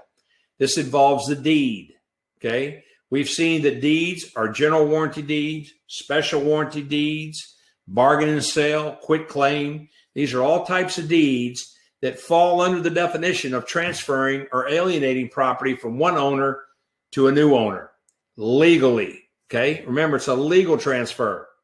A will is another voluntary transfer and a legal one. Again, it's prepared when they're alive, but when they die, the property transfers legally to another owner. The law of descent and distribution, when someone dies intestate, when someone dies without a will, the property transfers again to a new owner legally. Eminent domain, the government takes property. The transformation or the alienation occurs. The transfer of property is legal again to the government. It's going to be used for public use, but it's transferred to the government. An escheat is another form when someone dies intestate, okay, without a will, the state will get the property back. There's a legal transfer again from private ownership to the state getting it back. Okay. So when we talk about voluntary, when we talk about alienation, when we talk about acquiring legal title, these all fit the definition of transferring property. Again, through the regular deed, like we do buy and sell property through deeds, general warranty deed, special, bargain and sale, quick claim, can come in a will, someone dying testate, can go to someone legally, intestate through the law of descent distribution to someone, eminent domain to the government, and a sheet to the government, state level. They're all legal transfers, okay? The one that doesn't fit this definition is someone just signing a contract. What we have under that definition is what? A valid contract, right? That's one of the essential elements. Mutual assent, offer and acceptance. But it has nothing to do with transferring property. Does everybody see what I'm talking about here? Got to read the question now and read the answers and understand that, right? We all good? All right. We kind of talked about, again, how legal title can be transferred, okay? One that doesn't fit that definition of the question was obviously signing a contract. That doesn't have anything to do with transferring title. All right. Let's go ahead and move on.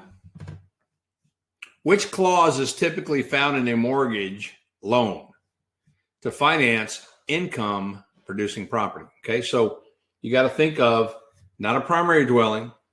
Okay, we're talking about a clause. Remember the terms: acceleration clause, prepayment clause, defeasance clause, exculpatory clause, all these different clauses that are put in this promissory note, which is created by the lender, right? That's the financial instrument. That's the contract that the buyer signs, okay?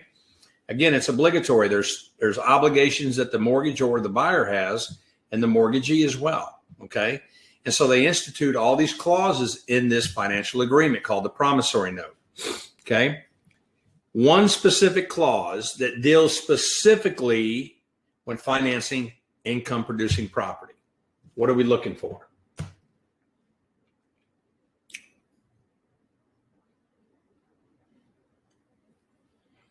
Remember, subordination agreement or subordination clause is the swapping of a priority of positions of lien holders. Okay, we use that in a wraparound.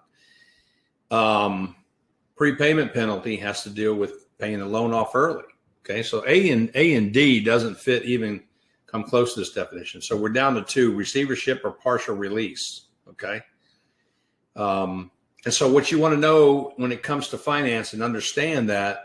The clause that we're talking about, income producing properties, is what they call a receivership clause. In other words, if you look under 6, if you look under number 6, the receivership clause, this is revenue from an income producing property is used to make mortgage payments. Okay. The mortgagee, who's the lender, appeals to the court to appoint a receiver to take over the management of the property and collect rents and other incomes to make the payments. Okay. You're not talking about, a home purchase and renting it out to a tenant. This deals with big, commercial properties, for example. Okay. So anytime you see a test question that talks about income producing property, a clause associated, it's a receivership clause. In other words, they're going to use the money for the income produced or the rental money that's collected, and it's going to be used to pay the mortgage. Okay. Now, obviously, anything left over, the buyer can get. Okay. A receivership clause. Other clauses you may see in the mortgage, prepayment clause. We talked about that. True or false? Answer this question. True or false? Is a prepayment clause, prepayment penalty allowed on an FHA loan? True or false? True or false? Prepayment penalty or clauses and penalties are in an FHA mortgage. Remember, what's a prepayment penalty?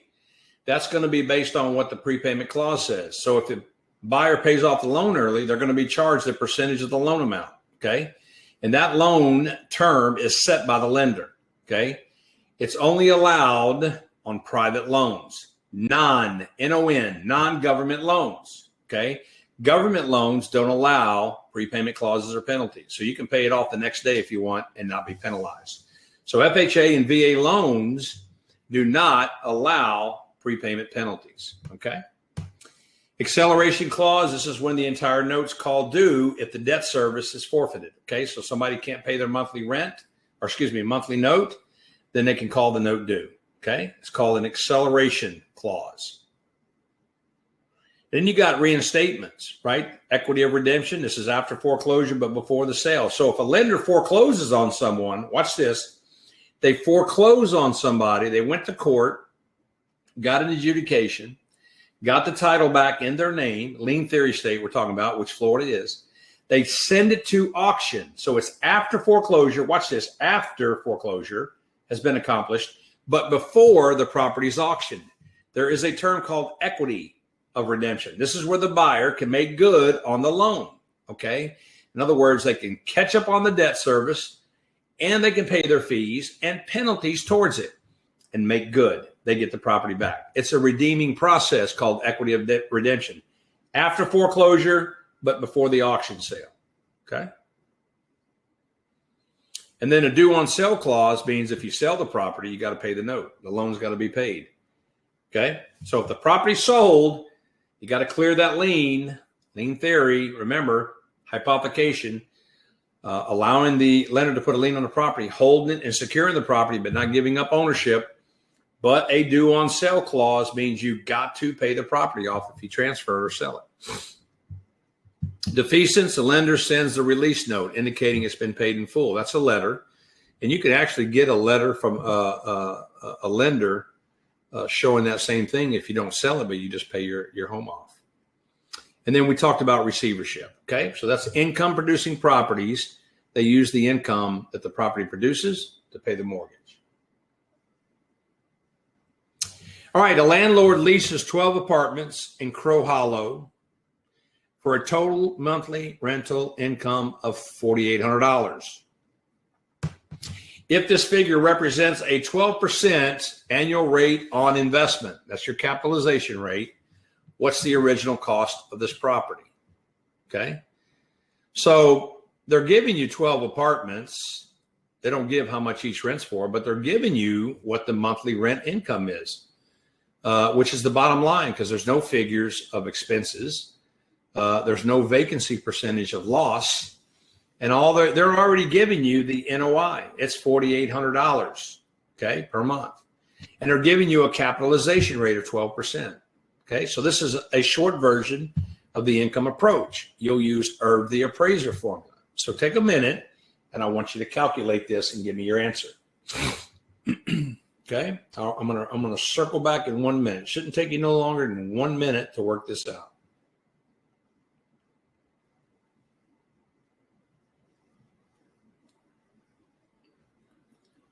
Everybody give it a good swing now. Try to work it out. Remember, when I'm going to give you a hint, when we're dealing with income approach or income producing properties for evaluation, we want to use annual figures. Okay, we annualize the figures. Okay, let's go through this. Y'all ready? Watch this.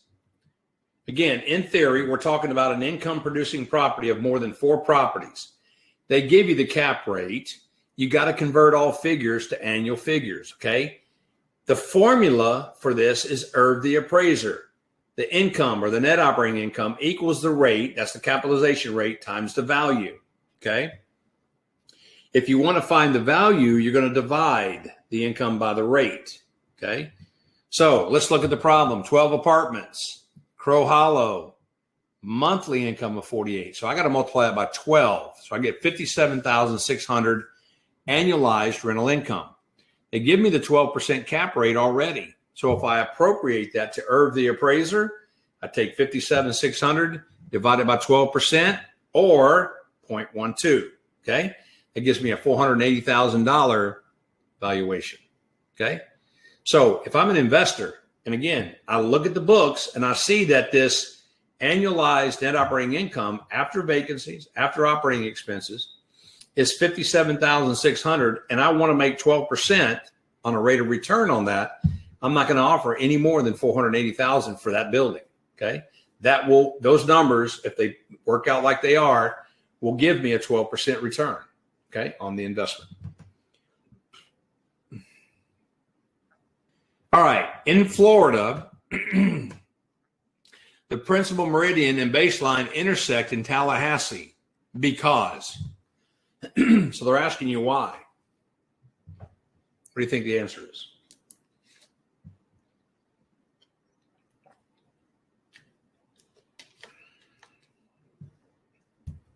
Remember, I circled back in an earlier discussion about that. This is what the federal government appropriates. They appropriate this for each state when it comes to the government rectangular system.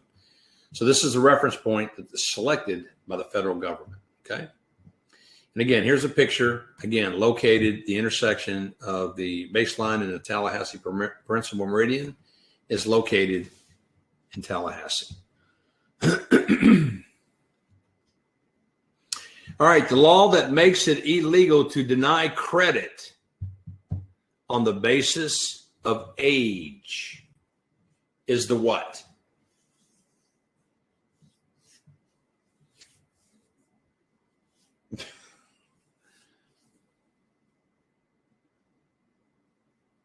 All right, the law that makes it illegal to deny credit on the basis of age. What do y'all think it is? Got a couple of answers.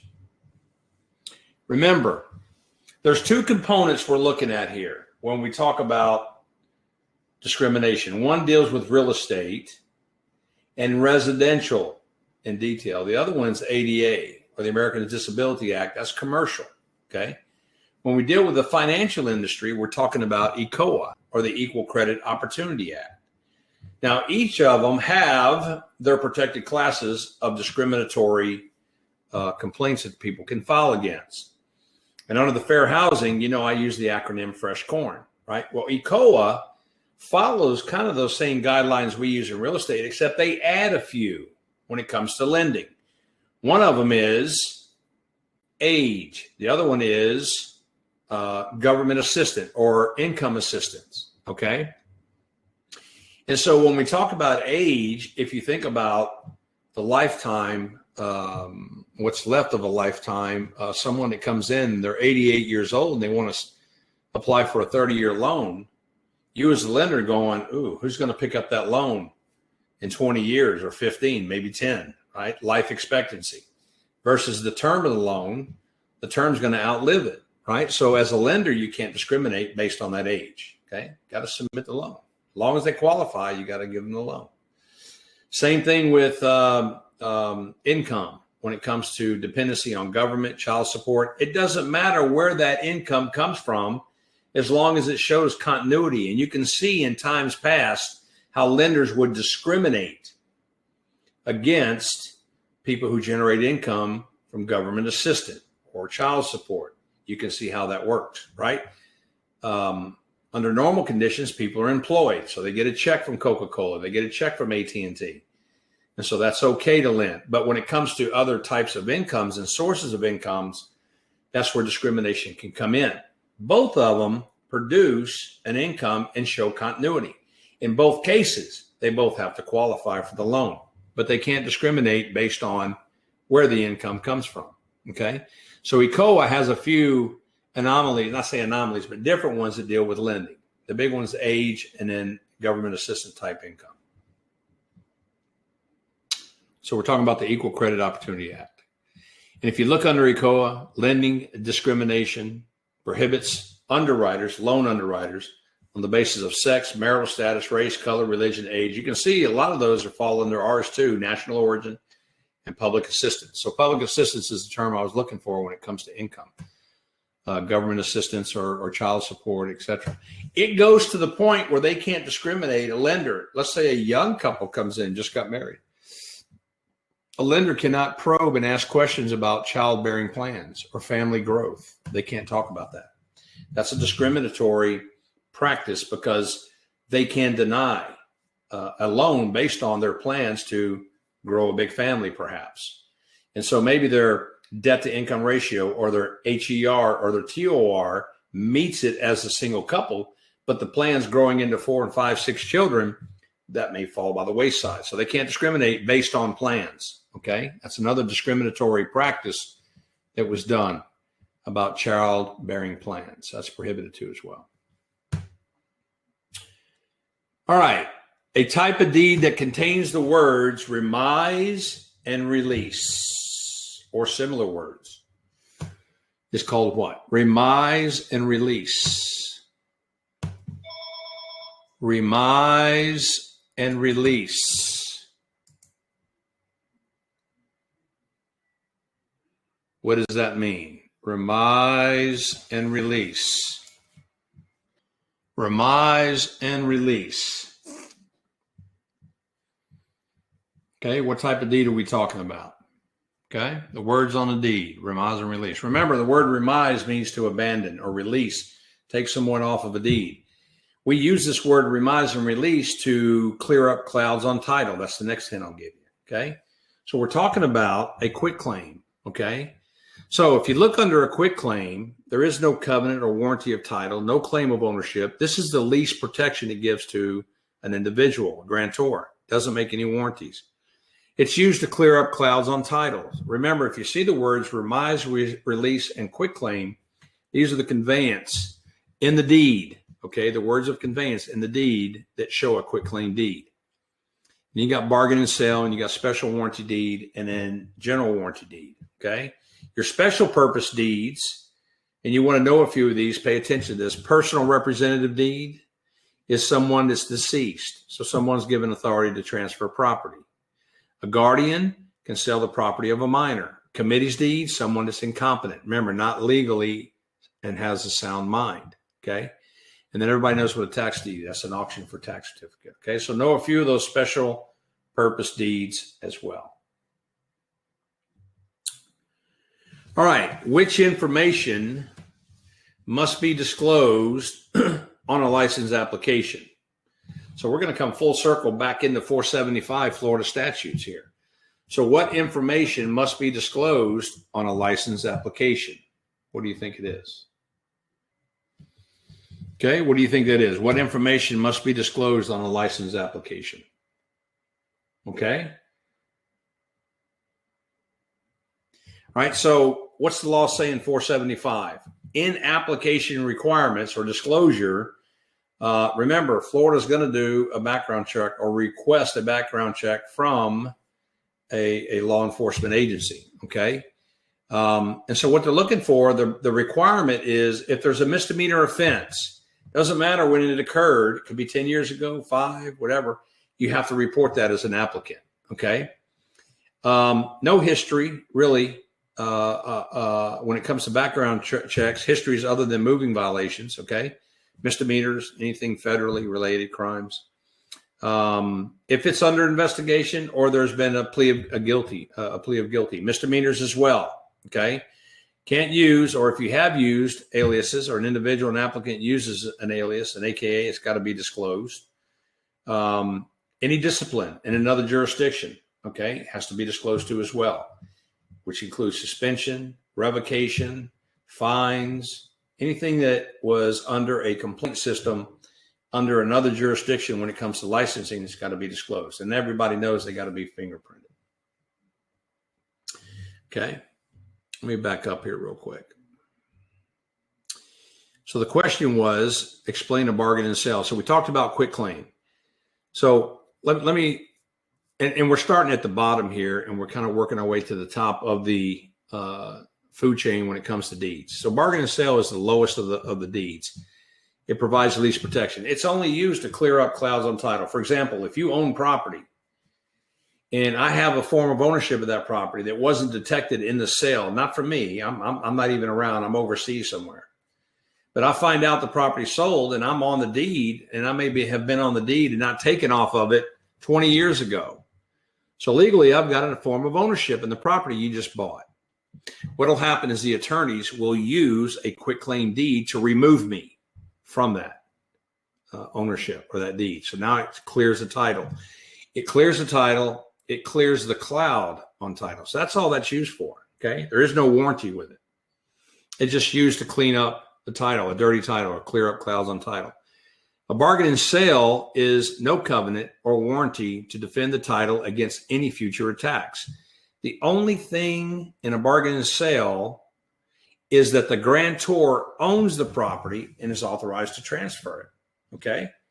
There is no covenants. There are no warranties. Okay, so you're basically taking a property from someone that has the authority to transfer it to you. And that's it. That's a simple part of bargain and sale. Special warranty deed is the warranties that are included in general warranty deeds, but only the time that the individual owned the property. Okay. If they were in it 3 years, they're only going to warrant 3 years. If they were in it 1 year, they're only going to warrant 1 year. If they're in it 20 years, they're only going to warrant 20 years of title. Okay. A general warranty deed is the highest and best protection. It's going to warranty the title from when you sold it all the way back to its first inception. Okay. Special warranty only does the time they're in the home. And we went over special purposes. Okay.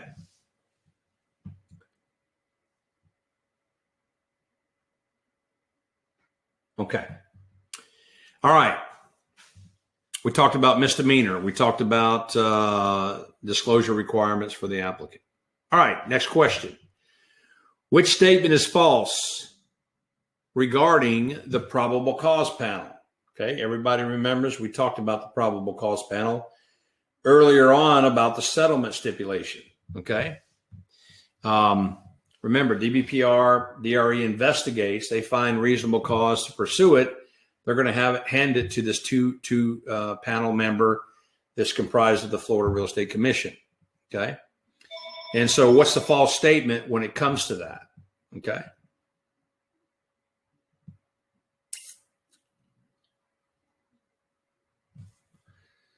What you think the answer is?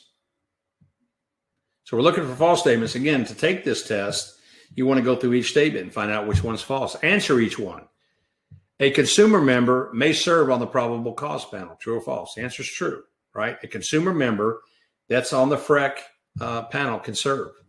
At least one of the two people must be a professional member. Answer is true. Okay, got to be active. The FREC chairman does appoint. That's a true statement. A former commissioner with an inactive license can serve on the panel, and that's false. If a former member is used, they've got to be active, okay? And the reason they use former members is because there's so many complaints, and you tie up 7 people, you can see they kind of recall former members, but they got to be active people. They got to be active members. They got to be active, not non-consumers, consumers, okay? So anybody that served on the Florida Real Estate Commission as a consumer member can't be recalled because they're not active. So here's what we call the probable cause panel. Remember, 2-member panel, got to be professionally licensed, one of the two. Got to be a current member, 1 member, current member of FREC. Again, the other member can be a current member or a former commissioner. If it's former, they have to be active, okay? All right, here's a real estate calculation. The loan to value ratio offered by a local financial institution is 75%. If a buyer wishes to acquire a lot selling for $129,500, the buyer is going to have to make how much for a down payment? Okay. How much for a down payment? Again, the LTV is a 75. If it's 75 loan, then the down payment has to be 25%, right? So what's the down payment going to be? Go ahead and work that out. Okay. Remember, LTV 75-25. They're going to borrow 75, so that means they're going to put 25% down on this price of the lot. Okay. So let's look at this real quick. Again, on an LTV calculation, you're going to use the appraised value or sales price, whichever is less. Okay. So the question reads, loan to value offered 75%. The buyer is going to buy a lot 129.5 and they're going to make a down payment. If they're borrowing 75, that means they're going to put down 25% or 0.25 on the loan of 129.5, which is a $32,375 down payment. Okay. All right. Private restrictions on ownership of real property include which restriction? Oh, watch this. This is the flip side of what we talked about, government restrictions, right? So private restrictions on ownership of real property include which restriction? What do you think that answer is?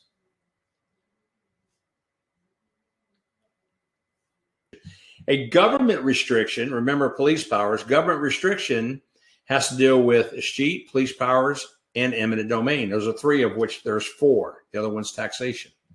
So the one that meets the definition of private is going to be deed. Okay? So you look at deed restrictions, we're talking about affects the use of the property. Remember, the developer, the one that's building or developing out a subdivision, is going to record this, okay, in land records. And it's going to restrict design, pitch roof, what's the minimum square footage of the first floor? What's the minimum square footage of the second floor? How big does it have to be as a single story? What's the minimum square footage of a two-story? Setback, if there's an attached garage, can you have a detached garage? Can it face another direction? You know, there's all kind of deed restrictions appropriated for that individual deed that's considered private by the developer. The government, however, can, through police powers, eminent domain, escheat, taxation, also restrict the use of property. Okay? Now, under police powers, remember we say that's the passing of laws on how land is used. Zoning restrictions. Don't forget this for the state exam. This is a very important concept you have to understand. If you see a problem that involves a deed restriction and involves a zoning restriction, the most restrictive applies. Okay? For example, if the deed restriction is recorded, that's the private restriction, that the minimum square footage for that lot or for that deed is 2,000 square feet. That's the deed restriction. The zoning restriction, on the other hand, has a minimum square footage of 2,500 square feet is the minimum. So 2,000 for the private or the deed restriction and 2,500 for the government restriction. Of those two, which one's the most restrictive? Which one do you think it is? Deed restriction, 2,000. Government restriction, 2,500. Which one do you think is the most restrictive? All right, here's the question. You got a private restriction, minimum 2,000 square feet. You've got a government restriction, minimum of 2,500 square feet. What's the most restrictive? Think of it this way. You want to buy a house and you got a budget. Okay. Your budget is set. So you can only build so big of a house. Well, you look at the deed restriction, you say, oh, I can afford that. That's in my budget, 2,000 square feet. I can't go any farther above that. But the zoning restriction says 2,500. So you can't build it at 2,000. It has to be 2,500. That's the most restrictive. Okay.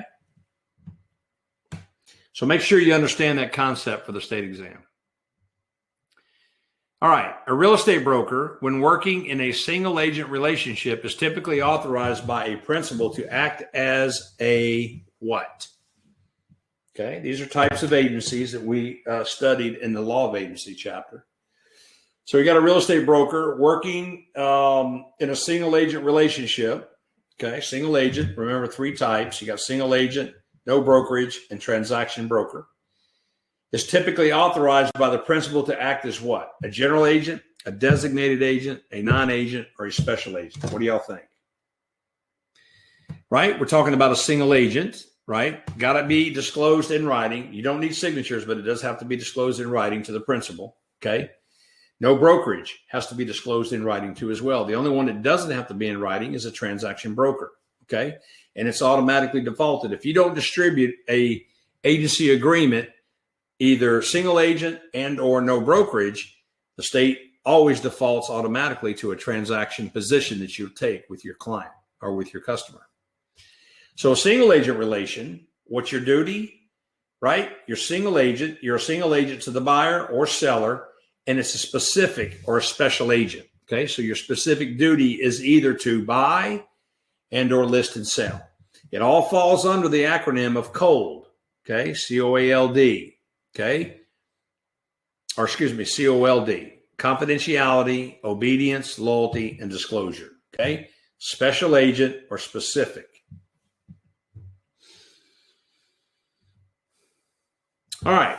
The borrowers have a combined gross monthly income of $2,350. They have applied for an FHA loan that will require a monthly housing expense of $658. They have other credit obligations of $282 per month.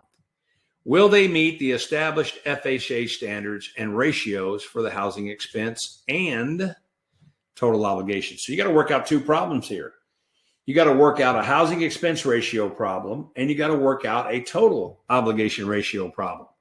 And in both cases, you got to know what the maximum percentage is for an FHA. Okay.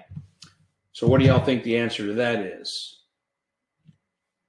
All right, here we go. Let's just work this out together. All right. So total obligation ratio, remember, meet requirements to sell to the secondary market. When you look at TORs and HERs, these are all ratios that are established on the primary market. Why? Because that's what the requirement to sell it to the secondary market. Fannie Mae, Freddie Mac, those people. Okay, so when a lender sells their loan to the secondary market, they need to meet their qualifications. And part of their qualifications is a TOR and HER ratio.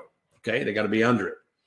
So when we look at a TOR, we're taking the expenses plus other obligations divided by the monthly gross income. HER is just expenses. So we got to calculate two. To understand this, if they do qualify, you have to know that FHA 43% and below is TOR, or total obligation. So they have to come in under 43%. And then the housing expense ratio is 31%. So if we work this out, we see that the housing expense ratio is only the expense, which is $658, divided by the gross monthly income. So they get 28%. So that checks. So they qualify for HER. Now for total obligation or TOR, it's $658 plus the other obligation.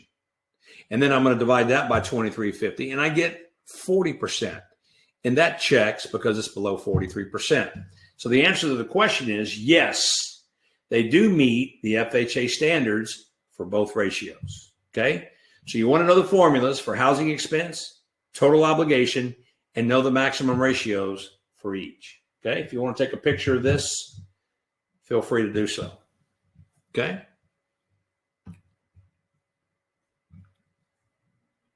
All right, here we go. A home has been assessed by a county appraiser for $116,000. The property is homesteaded. Okay. So the county, city, county, and school board districts each charge 10 mills for a total millage rate of 30. Okay. How much is saved? Saved. They're not asking for a tax. You got to read this now because you're going to come up with a tax number and they don't want that. They want to know how much is saved by homestead exemption.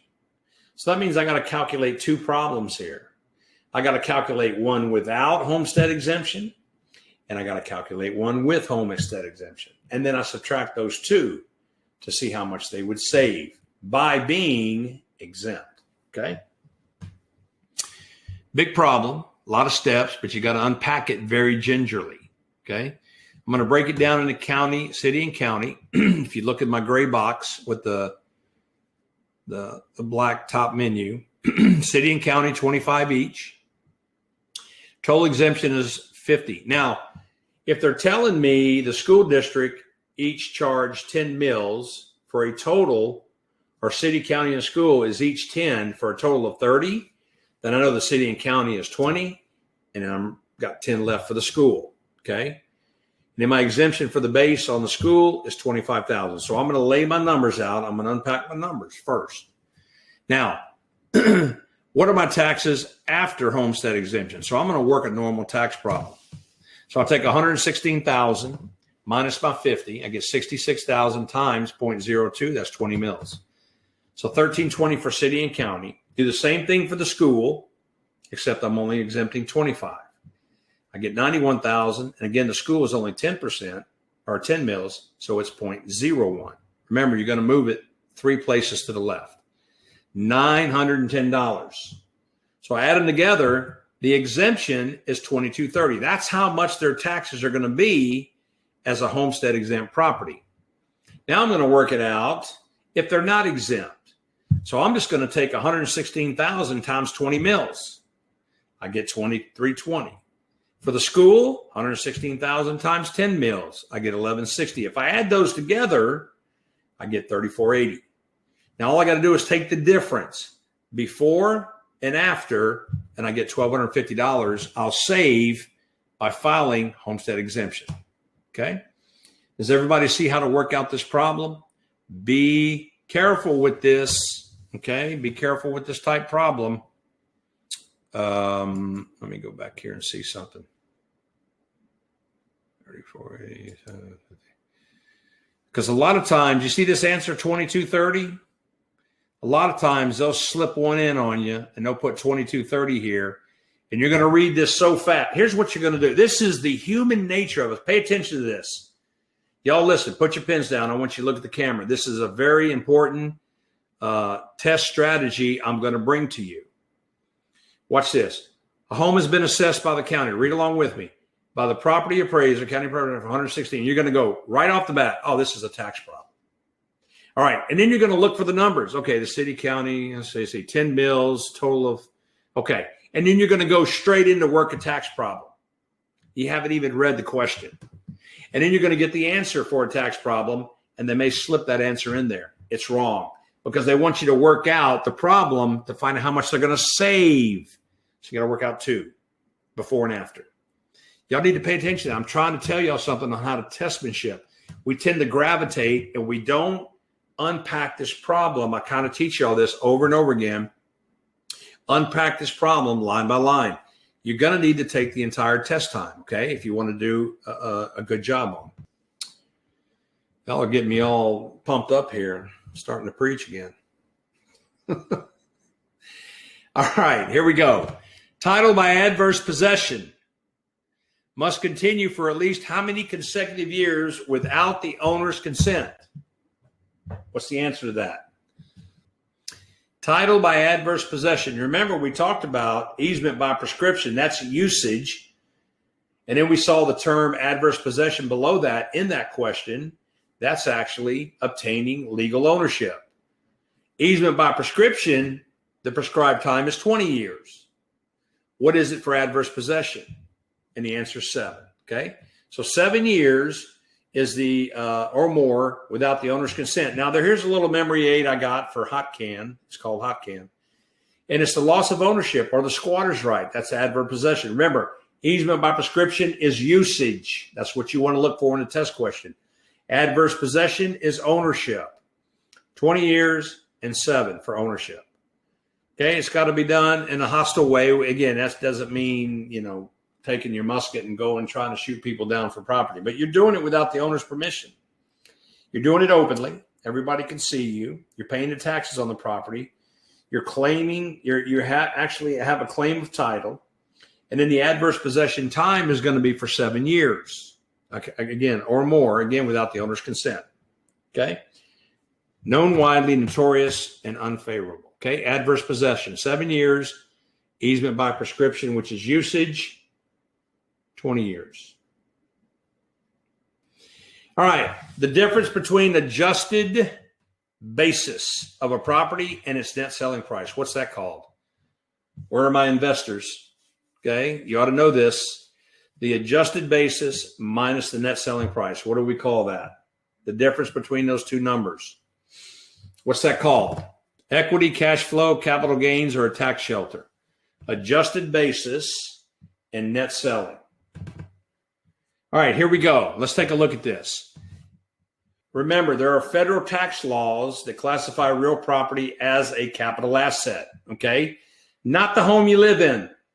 You can't be capitally gained. You can't have capital gains tax put against the property you live in unless if you're single, you sell it and profit over $250,000, and if you're married, over $500,000, okay? Those are exemptions.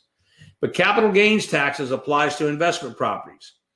And it's basically the difference between the adjusted basis and the net selling price. That amount of money will be taxed on capital gains.